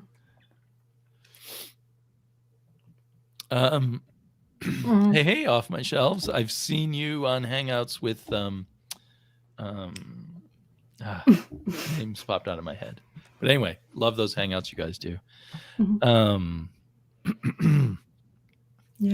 Well, exactly. I think, are we about ready to wrap up? Does anyone have some other topics? Yeah, we can wrap it up. Yeah. Nearly. If you want me to rant about Boba Fett, you can continue. Really? Do you recommend it or not recommend it? I did not like it. Okay. Oh, dude. I'm not. I just. Wow. I'm not. I guess I'm not a Star Wars fan. Apparently, because I know the Chaos and Comics, he really liked it. I saw him on Twitter. I think he mentioned. I really liked it as well. Oh, you did as well? Wow. Honestly, I'm kind of surprised that you didn't, because it has such a spaghetti western feel to it, and the music and everything. So I'm kind of surprised. It's slow. There's no doubt about it. There's some slow parts in it for sure, absolutely. But I really liked it. I like Robert Rodriguez. I think he's a pretty good director. I kind of dug the story. I thought it was a good first episode. My husband tried to convince me about Robert Rodriguez, and I know all the movies he was telling me what Robert Rodriguez done, and I watched most of those movies for sure. I think what was problem in my own head, I was comparing to Mandalorian, and I absolutely love the Mandalorian. And Boba Fett, I mean, I think I clearly remember Mandalorian was the same in a very slow motion at the beginning as well. So this is just the first episode, for sure. Like 40 minutes, really short kind of in a way, because of the storyboard. I was intrigued in some parts, especially his recovery part, but my husband was like, said, you know what, I didn't realize Boba Fett was that fat. Because he does have a belly. Because the actor who actually acts Boba Fett now is the original actor of Boba Fett from 1980, whatever movie came out. And the guy aged. So he does have a belly, okay? Yeah. It's so and he's true, like, though. Very old. He's got a dad bod. He's the dad bod Yeah, of the Boba it's Fett like- clan. It's almost the same, like you buy your costume and put that on your dad. And he's like, come on, daddy, come on, breathe in. I'm just going to squeeze that in. The fat nerds at cons are ecstatic now. So yeah, it's just, I don't know, it's just it just didn't have, the story was very slow. There were some intrigue parts, especially because he's taken over to be in charge after that slimy guy, whatever his name was. That was intriguing. But as I say, I don't know, I was questioning my Star Wars knowledge as well at the same time while I was watching that. It's just like, I don't know, it's just, I looked, I forgotten about it, to be honest. I'm looking forward. I'm gonna watch a second episode, because kind of I want to see if it's anywhere near to a bit more actiony, because Boba Fett is usually, you know, this badass with the guns and rockets at the back of his backpack and all that stuff. But yeah, it just felt a little bit. Yeah. Yeah, no, I enjoy it. And I think, like you said, is the thing that popped into my mind too, that when I watched The Mandalorian, I wasn't crazy about the first couple of issues. It took me a bit to get into kind of the tone of it, but once I got into it, I enjoyed it. Yeah, I'm not a huge Star Wars head either. Like I've seen the movies, I enjoy them enough, but I wouldn't say that I'm like hardcore Star Wars. But yeah, I'm curious to see where it goes. For sure, yeah. The music I thought was fantastic in it, though, for the most part. Well, I hope you guys can stay friends. That I didn't dig. Yeah, we'll work it out somehow. We'll figure it out. No, that's just a TV show, for God's sake. Not everything. Exactly. Yeah. But I'm curious to know what, because that Jon Favreau is still in like Mandalorian. He was the one he's writing there as well, but a different director, I presume. So knowing what the director has done prior, you would think something is going to kick ass it's going to mess and everything like, but it's just the way it started. It's very slow and it ended slow. It just never had the moment of like kind of like a bit more excitement or intense moments. It just felt like really draggy. That's desert scene where he was just like, the skin looked like almost like, I don't know what kind of, like there was another, like like when you put glue on your hands and it dries out, it felt like that kind of thing going on in the scenes of desert. Yeah, the makeup for that was pretty impressive, yeah. Yeah, and the most exciting part was when he killed that 4-armed guy, in the desert. Great. Yeah. That was the best part. Well, I'm not saying I wanted only action. Out of the worm in the desert was pretty damn good. Yeah. Cool looking shit. Yeah, but anyway, as I say, I just felt like I don't know. It's difficult to go through that 40 minutes. To be honest, it felt like the 40 minutes lasted longer than 40 minutes supposedly. And some you watch crazy. It goes quick. Yeah. Just me. It's just me ranting. No, I hear you. I totally hear you. Yeah. Yeah. Well, look at that. We did a Boba Fett rant anyway. Yeah. Sorry. That's okay. I just wanted to backtrack. Off my shelves, I've seen on great hangouts with Highland G and the comic board. Matthew, board.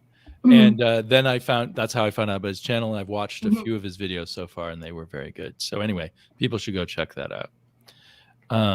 We will all be Disney soon. We will all be Disney. Exactly. Yeah, you'll see the birds chirping, and I will start singing like a fucking Cinderella. Oh, Gore, we've been talking about you so much. Yeah. We had a long saga discussion. Yeah, we were missing your great we'll talk opinions. about saga some more in the future, just for you. Yeah. Yeah. Okay, so I think we'll head out. On that We're note. hitting the 3-hour mark exactly now, so that's just perfect, Mhm. especially for an episode where we thought we had nothing to talk about.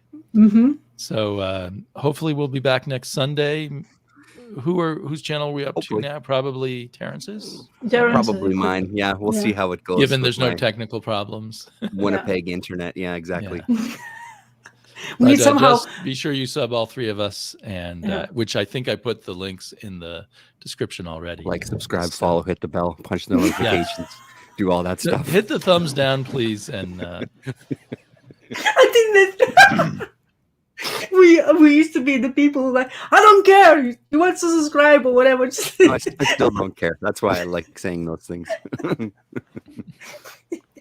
Okay, that's intense. Happy New Year, everybody. What? Yes, Happy New Year, everybody. We'll see you soon. Let me hit end Later. broadcast. Bye.